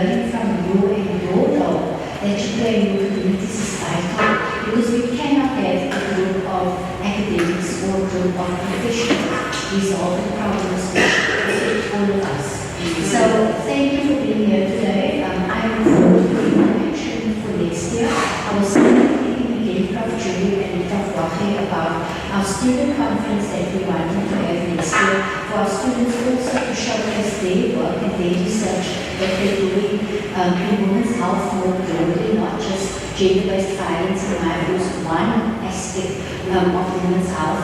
You know, we sit with many issues as women.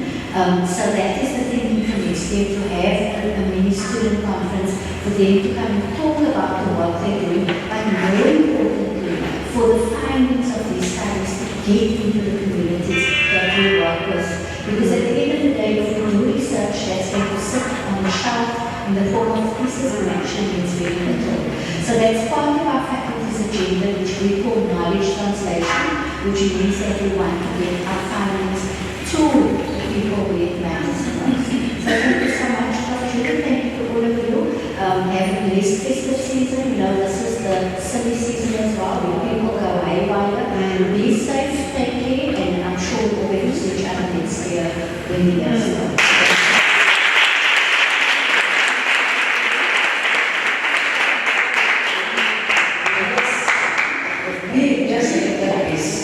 I may brag of UWC. Academic students all over. So I need guidance with the photo.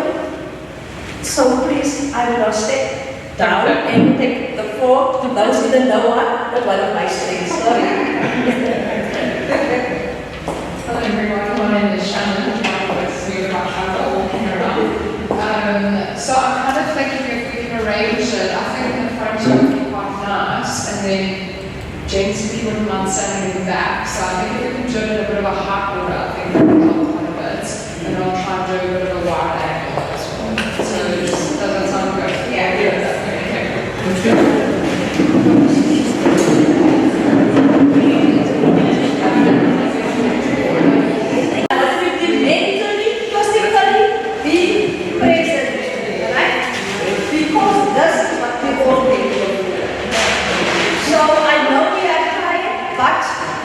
We are going to be so strong after this activity.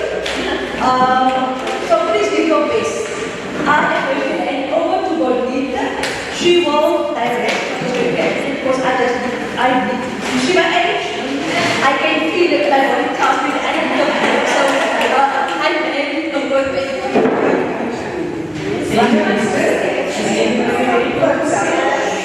So this session will be both from me and Endo.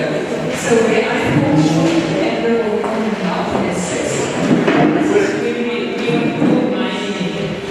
You are painful, mineral, golds, diamonds. You put all of that. So this is the session. Are you excited about that? Yes. Now, on the picture, thinking about your experience today, I'm sure there's one message, two things that you have around the experience, the contributions, and what you have seen in terms of education and people's comments. In this exercise, we wish to have one primary experience, thought, shocking reaction, whatever. So if you each one take your sticky notes and you jot down that, which is the burning aspect of your experience and your presence here today, you will be in one comment, one liner, put that on a piece of paper, and then that piece of paper will be transferred to the spelling workshop. From that experience, me and Endo will have 2 or 3 minutes to gather all that and make that into a piece. And in that is a time you understand. You understand. So in terms of those things, you will have a second round of discussions in terms of do you all feel that this represents all of the input and the aspects of each day. Will be a second round for you to add to say, look, we missed out on the diamonds. There's enough gold, but the diamonds fall short. Is that correct?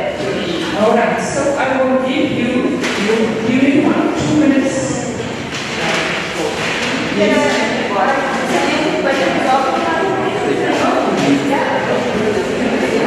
I will give an example. The topic of legal obligation. So what does good understanding here? So legal obligation has come through and through and through. So you would say legal obligation. That's definitely a difference. So that is what it is. If one will get with that by that value change. 1 minute, 2 minutes. Do you want to say or does it say?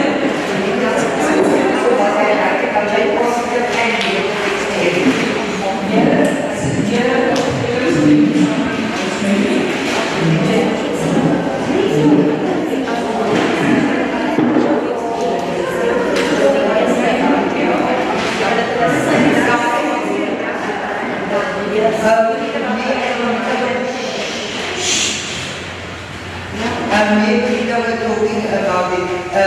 Any experience that you have today, whether it's positive or negative, any experience, drop it down. Thank you.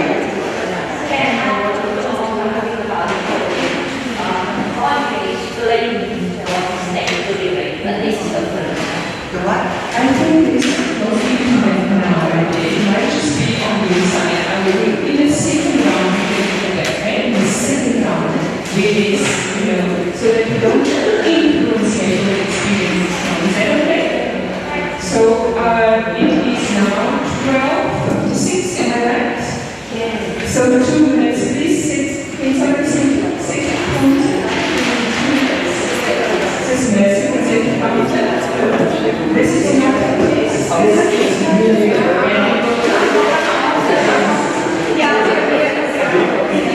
Thank you.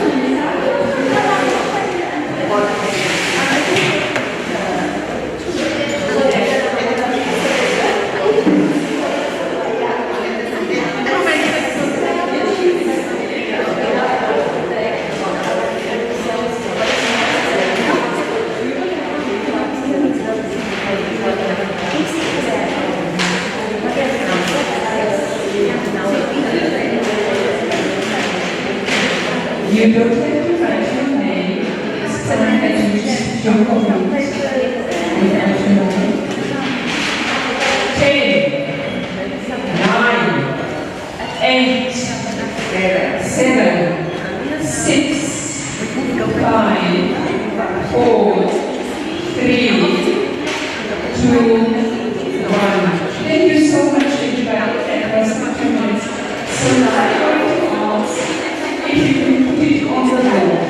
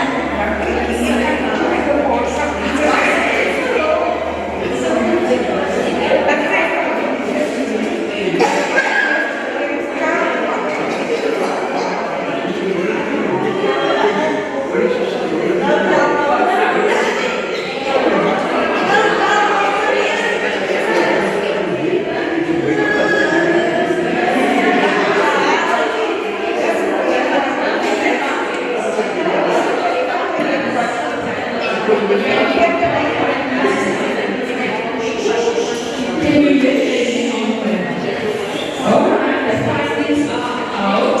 So thank you so much for the feedback. And everyone's minds really racing here. The workshop, we've had some positive comments and then also some comments on how we can improve. So you must keep here responsible for the next 5 minutes. Yes, with the feedback happens. So the content of what was discussed, legislation and information, has been the source of where most of you find this workshop valuable. Another aspect is communication. Now, communication, it is around, in terms of the feedback that we get, it is the communication to make what you have learned today valuable in your spheres. And this is where our next line of communication and your contribution has to happen. We want to make according to the feedback that you have said around the workshop information, and the 2 is the legislation and what to do is where people found very valuable. We want to know all this that came through about communication. Communication. Understanding. How is it a language? Is it an understanding? Is it, for example, if I can make just one topic, how men communicate when they have to express their feelings of unworthiness, etc. So that's just an example. But please, I'm going to start with the group at the back that was last.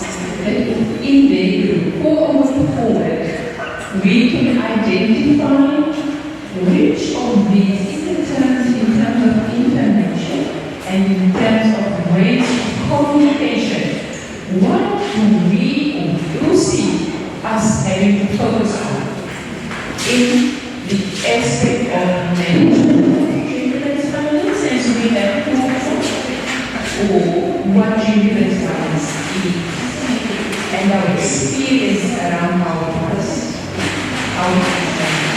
So the group number 8, can I give you mic to someone that can really share with us as the way forward, what you think, the way we can make a difference?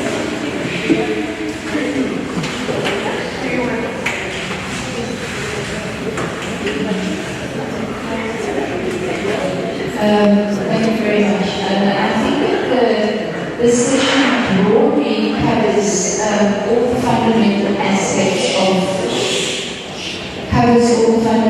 aspects relating to gender-based violence. I think that possibly there's an opportunity to look at regulation and pricing at elementary level to start empowering people around that. But more importantly, moreover, is the issue that we know what it is, and we need to get it out to the ground as soon as possible. We need to always take this entire program and workshop into the community, mostly into the community where you actually liaising with people on the ground and you meet them, and you find the message, and that way you empower the entire community.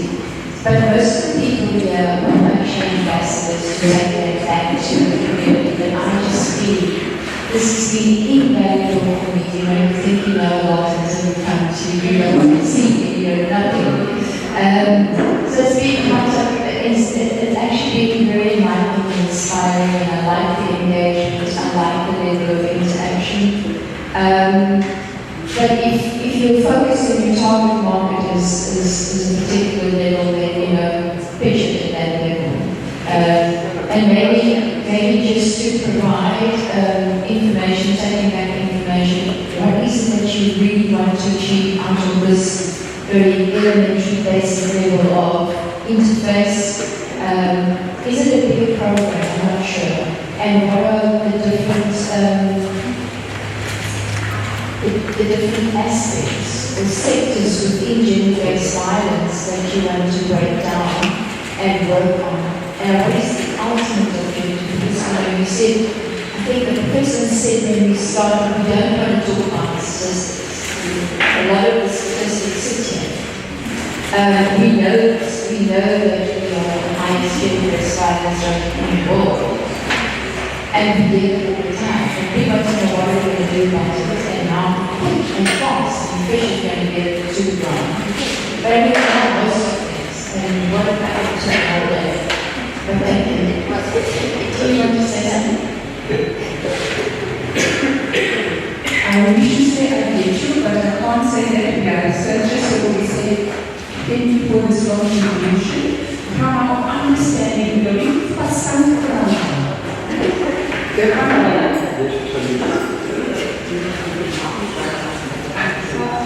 So we know the very here, and we learn about information. And the group there that I said, it's so important that this goes to the community.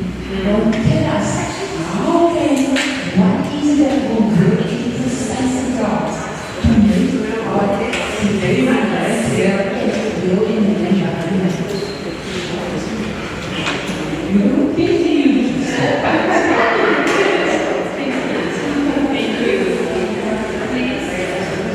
She said she's going to speaking Afrikaans a little bit and then we'll start. I think wat ik ben, zoals hier carrière, is ook wel laat dat de onze gemeenschap en de vrouw van daar is ook al. En dat het ook zo hier geleerd dat we zelf vallen, dat we dat zo anders spelen. Zo ons dan ook altijd die informatie van vallen, zodat onze gemeenschap het niet doen. The information that was put here is so important. There are a lot of these things that happen in our community in the Southern Crown. We have leaders there. I think we must take this to our leaders there so that they help our people.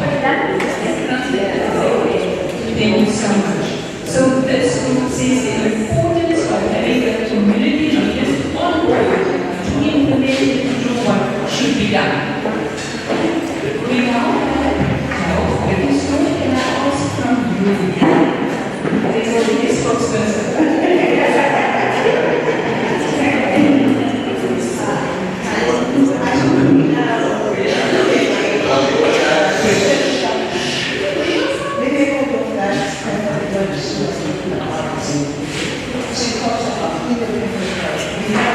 The policies and all that stuff, but when it comes to help, it's not really there.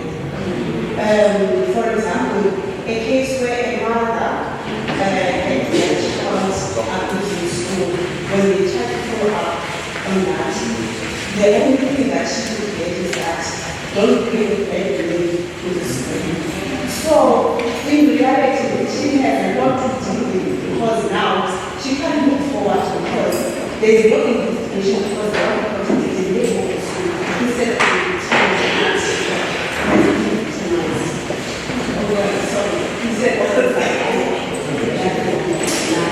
so it's important that how do we move from such standards where you want some justice for the child or for your community, but it's not there. I also had such a wonderful experience, but I see a black in terms of I think there's a lot of, I'm not saying we are reaching everyone. I understand that we are focusing on communities, but I think we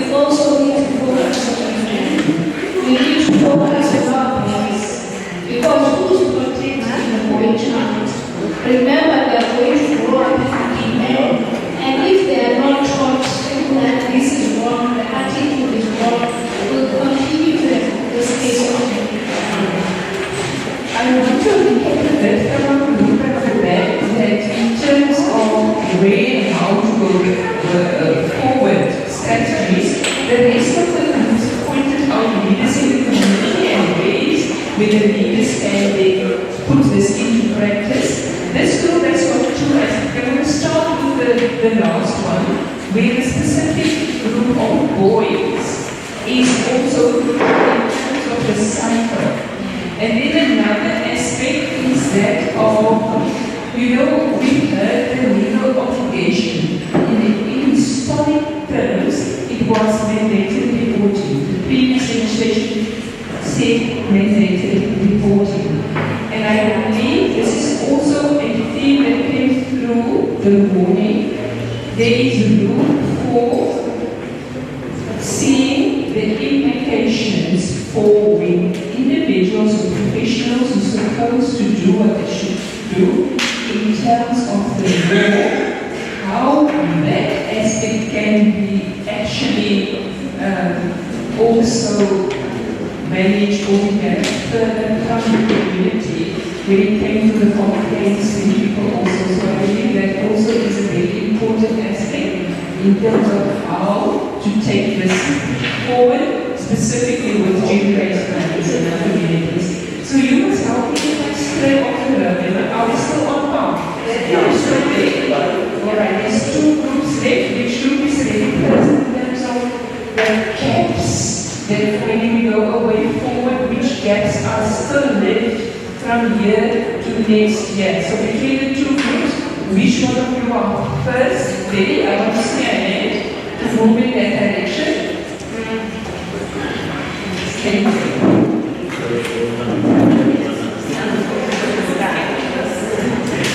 I've learned a lot today, but I also think that many of our people, especially in our communities, they have a lack of knowledge and also information. So if I can maybe say like this workshop that we had here today, if we can do this more often in the local communities to empower our people, because many of our people don't even know what gender-based violence is. And if you don't know something, then you will just take it as it is. Many people don't know what it is to be abused. They don't know that you can abuse someone verbally, emotionally, financially. Our people don't know this. So if we can take the workshop into our local communities, it will be a great, great help.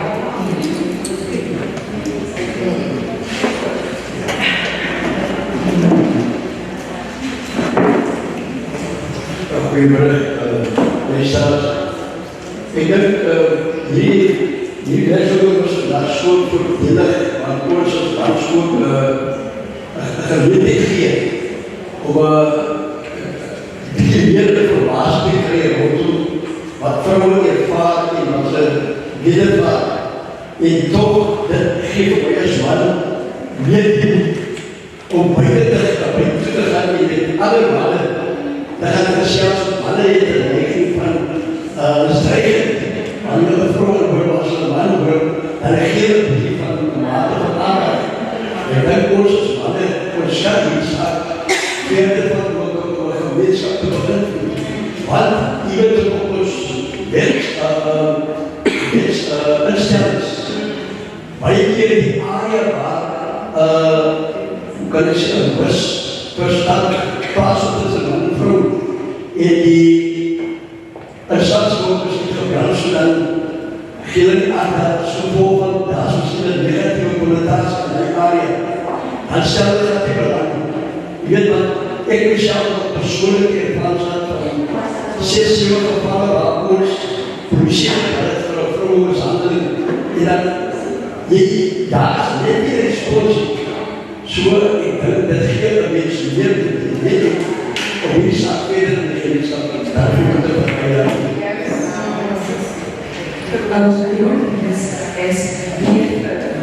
The intervention of community when it comes to information, and is required. Our first speaker also advocated what to do with this information reach the community. But also from the gentleman, I can just translate what he said, if it's okay. Yes. As a man, this platform has been so valuable for them to actually realize and understand what women are it comes to the violent interaction between men and women, then the woman is not listened to. But even the man is he doesn't listen, the police don't respond. So in his capacity in the communities, we have to see the times that he's very involved in then speaking and reaching the men, attending to. This platform has said there is a way, possibility of them developing how to do this communication with men in the community of and more, get men more involved men more involved in the gender violence program. These consensus as a minister they want to become more involved. So the way forward will be how do we the skills of the organization with men. How can we implement it so we get men more involved?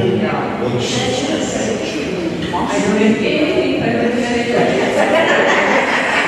So this was some of them so much. I think that is going to be so this is the last group. Now we are this and the responsibility from this group to fill the gaps. There's already been one aspect that not very constant. So I'll start with you in terms of that area and then we go an opportunity to be posted. Is everybody else from any other side? You also want to say something?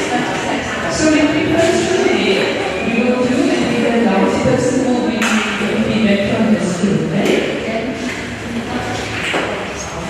Grace. Madam Speaker, Grace.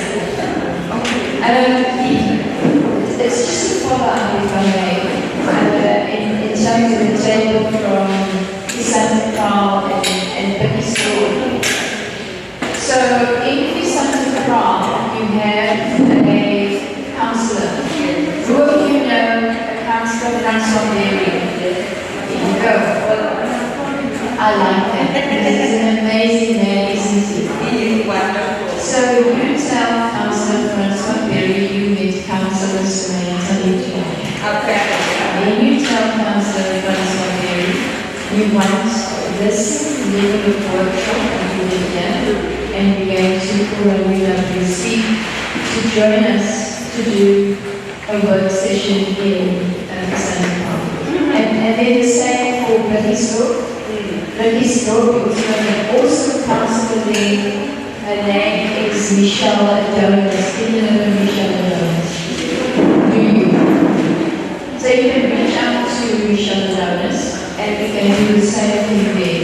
But if I may the last one is GBV is kind of multifaceted. It's got many parts to it and it requires a multi-pronged approach. And the responsible departments of government all departments. But DSD primarily in terms of education, awareness, training and development, and SAPS in terms of criminal conduct. But I think most important is education. And I think it needs to be something that is actually incorporated into the curriculum somehow. Life orientation, maybe we should start thinking at an academic level, at this level, to develop such a program of implementation into the different spheres of education, starting with ECD, because the bulk of violence against the youth and children actually begins in that area, and how do we make children aware? I think that's very important, to make them aware. Thank you. Thank you so much for the collaborative aspects and the setting measurable goals. Who to call, who to contact, who's our partners, what we want to achieve, and this should be done in time frame within next year. Thank you. Thank you.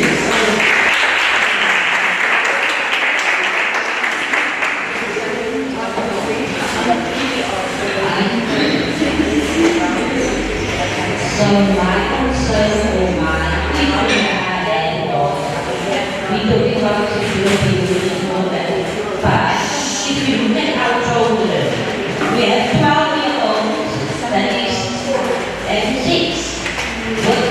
3-year-old, and they can be consensual. So where do we draw the line of what is statutory rape? So I would love to know if we do that. So I want to say that in the platform that knows our colleagues are not mentioning about this. So the mention of sexual offences at the age is very important because before the age when full consent is 16 for sexual attraction is 16 years. So yes, so if you are 16 years old and you have an understanding of somebody that is 16 years old, there's also time when you are 16, but your mind function on a 5-year-old level. So in other words, then the act doesn't just refer to the age, but the understanding which is also something else. So the Sexual Offences Act, according to makes the provision for partial consent, meaning there's no big age difference between the two individuals, so that you don't get to the point it's called statutory. That means you are going to be held accountable. Whether the person has said yes and the consent is statutory implies that you are actually not at that age when you can until you are the age of 16. But then what happens between the 14 and the 16-year-old? Now the act also made provision. It's not the police that's going to decide. It's not going to be the NPA that is done. It's the National Director of Public Prosecutions. That measure goes high up in national government in terms of when you decide whether or not criminal charges will be based on the age or the statutory. It's not that at the police or the council they say the age is the minimum. It's the National Director of Public Prosecutions must make that decision whether or not this case is going to be done. Don't let anybody else make that decision. Does that address your concern? Okay, I'm going to explain in language, what was the answer to a question. So, a person only need to know rapist really a person of fault. But what she was, the sexual self-right, they call it statutory. Is that what you are? Statutory. Yeah. It is a crime. Rape isn't always a crime. Of sex with a minor, when the sex is agreed by both parties. I've gone before. For example, we take a 12-year and a 14-year-old. Okay? Both of them agree that they want sex with each other. Okay?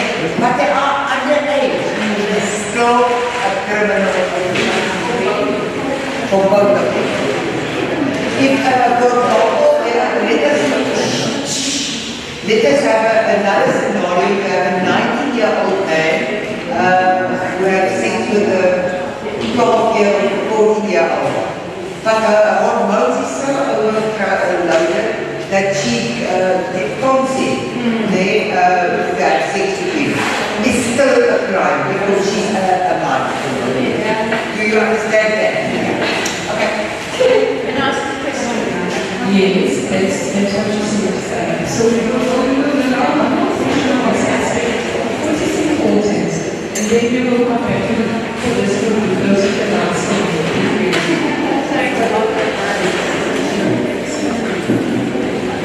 Isabel, this question is to you actually. If someone has an intellectual disability and perpetrates sexual assault, what is the law say about this?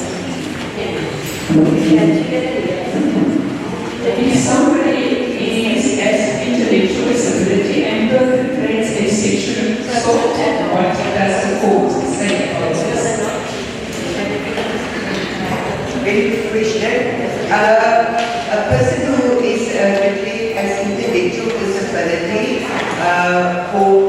as the textbooks mentioned, neurodevelopment disorders, remember they fall under the vulnerable because they have no insight and they can't make a judgment. So insight is if they know, okay, so if I have sex with that person, I know what is, I know everything, but what's involved in it. The judgment is, for example, do they know what is the difference between wrong and right? Because they can get pregnant. Okay. So whether one of those people are 14 or 18 or 19, it is still right because they are. And I'm really glad to ask that question. There was now a case that the NPA did. It happened in one of the rural hospitals where an intellectual disabled daughter was admitted in a hospital, in a psychiatric hospital, in a psychiatric ward, and she was 20. But anyway, so another psychiatric patient raped her, right? The hospital did reporting to the management. The hospital did reporting to the police. And the parents of the daughter, I'm not quite sure how did they get involved in their, how did they become aware of it. So they were very angry, and they, that time Norma French was the Minister of Health, and they reported to her. Anyway, and numbers for Norma French, she don't sit in back, and she take it further. The hospital was found guilty for not reporting it, because basic dignity. And if you look at the Mental Health Care Act, if you look at the human rights, so the hospital totally failed to protect that child. So I hope this answers your question. Does that answer your question? Thank you so much. That's why we had slides up about the legislation. It also is in some instances where the protective law for that individual circumstances. So in intellectual disability, it would be the mental health that brings about all the aspects in terms of that disease. So the Sexual Offences Act is not just in isolation, it's supported by other legislation for the vulnerable persons. Last chance, going once, going twice.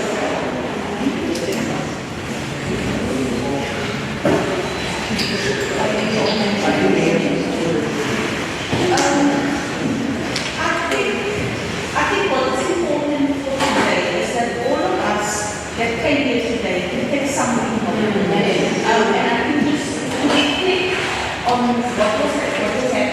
I noticed that we followed all the slides. So I think there's a lot of things that the person may not take in, but you can actually read up on.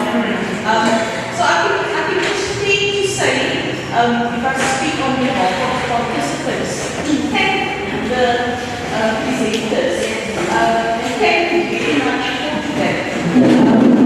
It's empowerment. It empowers us, makes us think, and it makes us want to know more. So we do look forward to the next workshops as available. And it also gives us the opportunity to reflect within ourselves when we come to workshops like this. Because it's not everybody that's comfortable with public speaking, but we can build on that. We can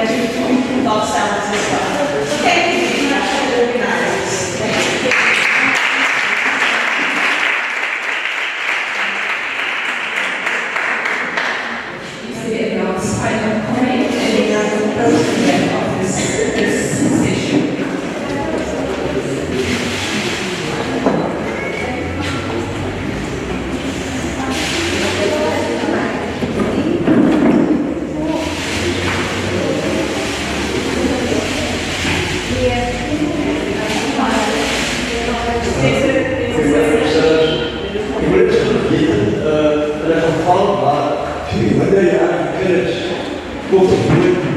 Zij zit in die championship ook actief. Die komen die voelen dat het zo pluk voor die nodige tellen. Interesseert van wat hier die lekker beter is. En dan ben ik ook als iemand dat van op internet dan zie je wat jullie hier andere mensen zo gevallen. So the last contribution from here is that as we know, we can constantly observe the small children that has sexual act. And then informing the parent that should be protecting the parent that says to the own children. So here is the question, what can we do as a community and a society? I think we have to make a group discussion, but this scenario is also describing more than just information, it's also another level. What that community needs to happen in the interest and protection of the child. What is legally required from today, what is legally required? Who wants to know? The social worker. So in other words, there is a group already from the legislation, yes, and then the question just is how we activate the government. Also, it doesn't work. So in other words, I think we don't want outside what is the non-victims we want to have survivors. So the simple that needs to happen is with everybody on board, how in your mind we can make the difference. Who needs to be empowered? Where needs to be a safe place? Who needs to be listening to children? Seems to work for children. So that minds needs to change as well as what's happening in the business. So there are a lot of work that needs to be done. Thank you so much, everybody.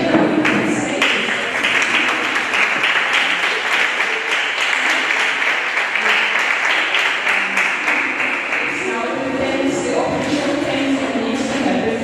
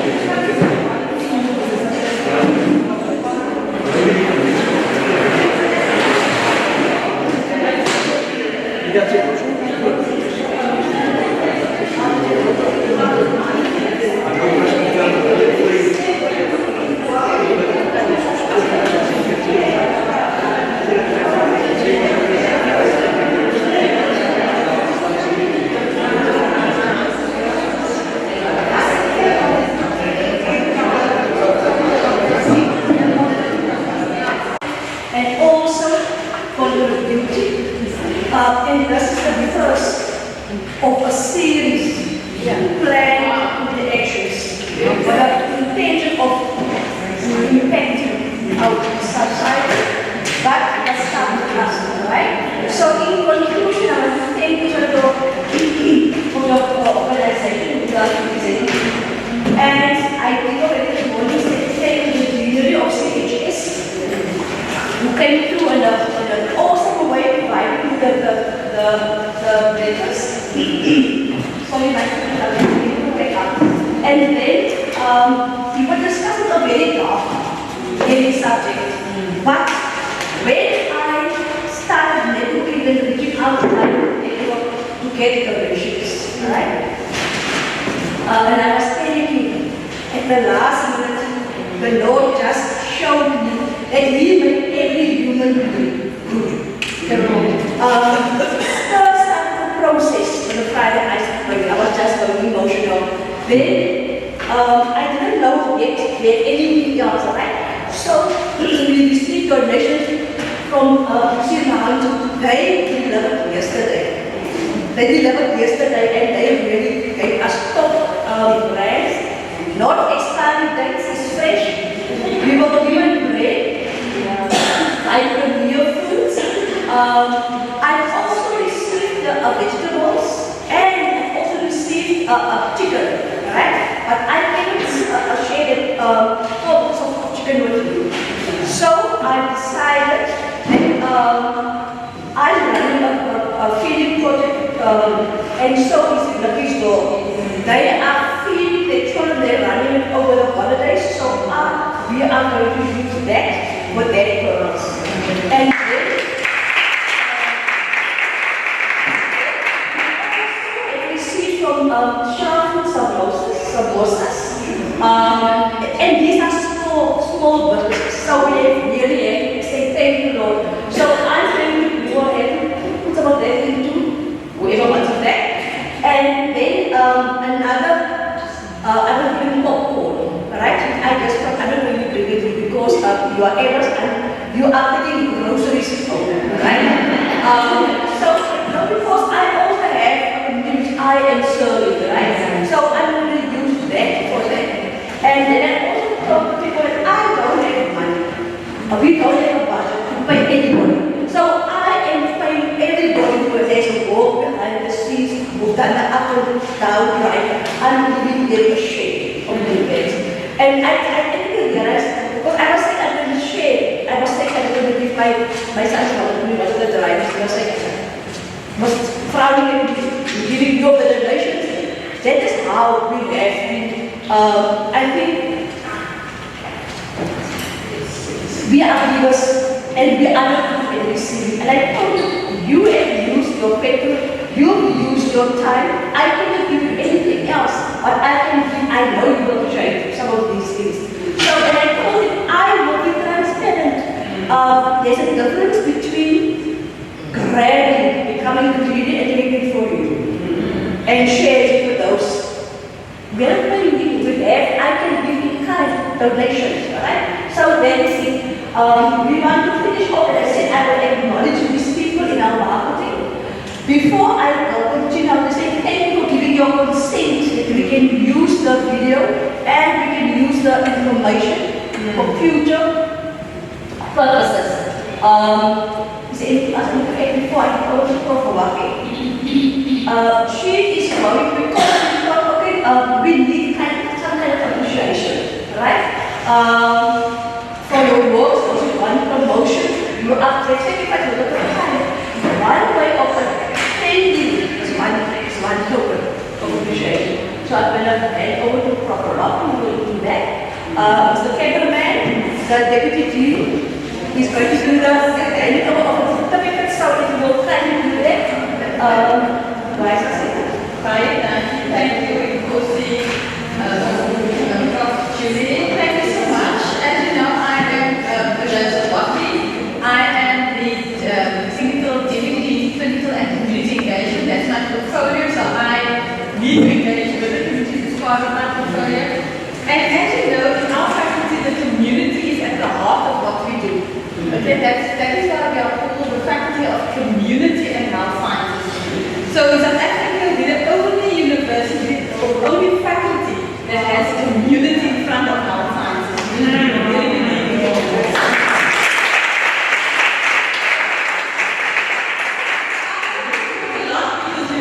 We're not foreseen. I was sitting at the back and I was listening to what people are saying, and what is coming out here was so inspiring, it was so motivating to hear from each and every speaker who got the opportunity to say something about GBV. So really, for us, we know South Africa is a big issue.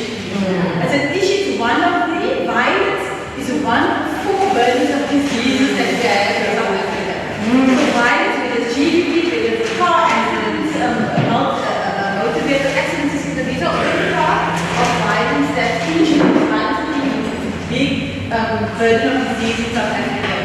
So I just want to express my heartfelt thank you to all the participants that are easier people that have come from my my hometown, I won't say hometown, but one of our house, which is the Sanskral, the area, the Delft area.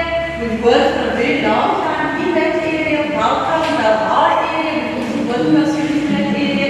And from the other areas, I might have left out in the other areas, but I really want to express my heartfelt thank you for you coming all the way to this gender-based violence workshop.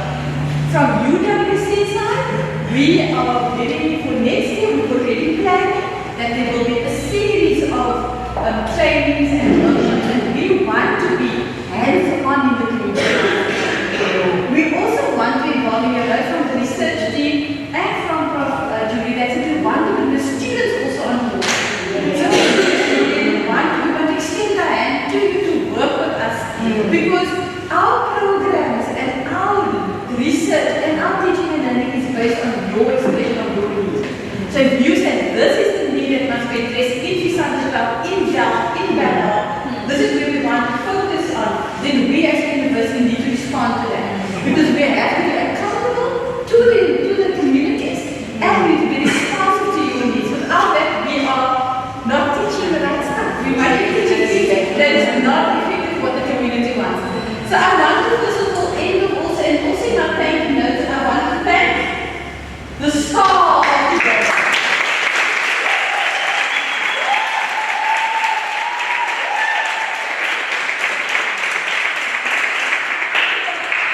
This is, you know, when I was engaging with her around this program, what really struck me, what I really admire, is her commitment to the community. If you tell someone, if I convince them, if I organize, I want to get people to sponsor, because I want to do this, because I know people are hungry, people where they come from, this is what we need to do. We really need goodie bags, and this is what Prof. Julia is. And it's not a handout, people don't see it as a handout, but see it as I like that empathy and compassion, and see it as a sign of gratitude for you coming here. We don't like doing handouts, it's not our thing. We want to empower people, but we also realize people are hungry. And we also realize people need things, and therefore we try to start with that. So please do it in a little goodie bag. It's not much, but it's something. It's an expression of our appreciation for you.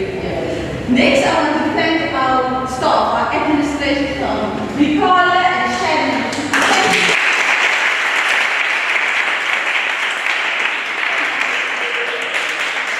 My two staff, my bosses over there,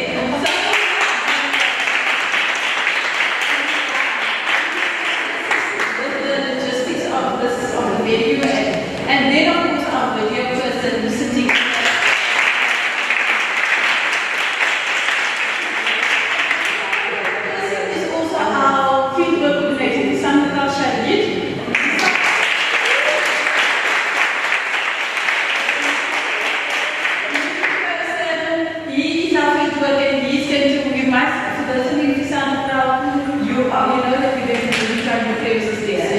So we are second art building.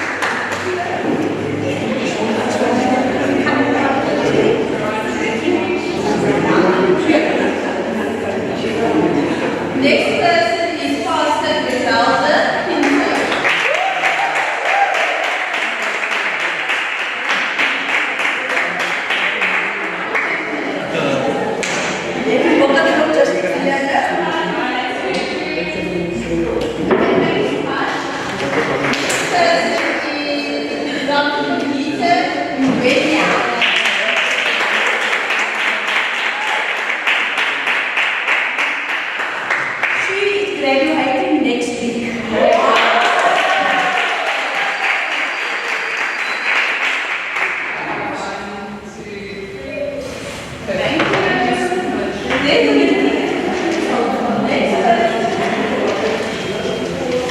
We forgot also Dr. and Meg's birthday today. So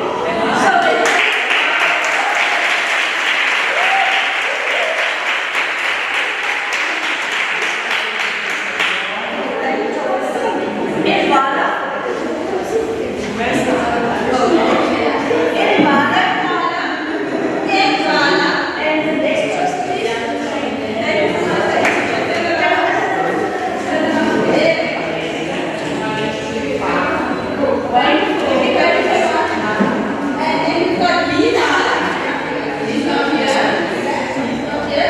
Then we've got Rubushi in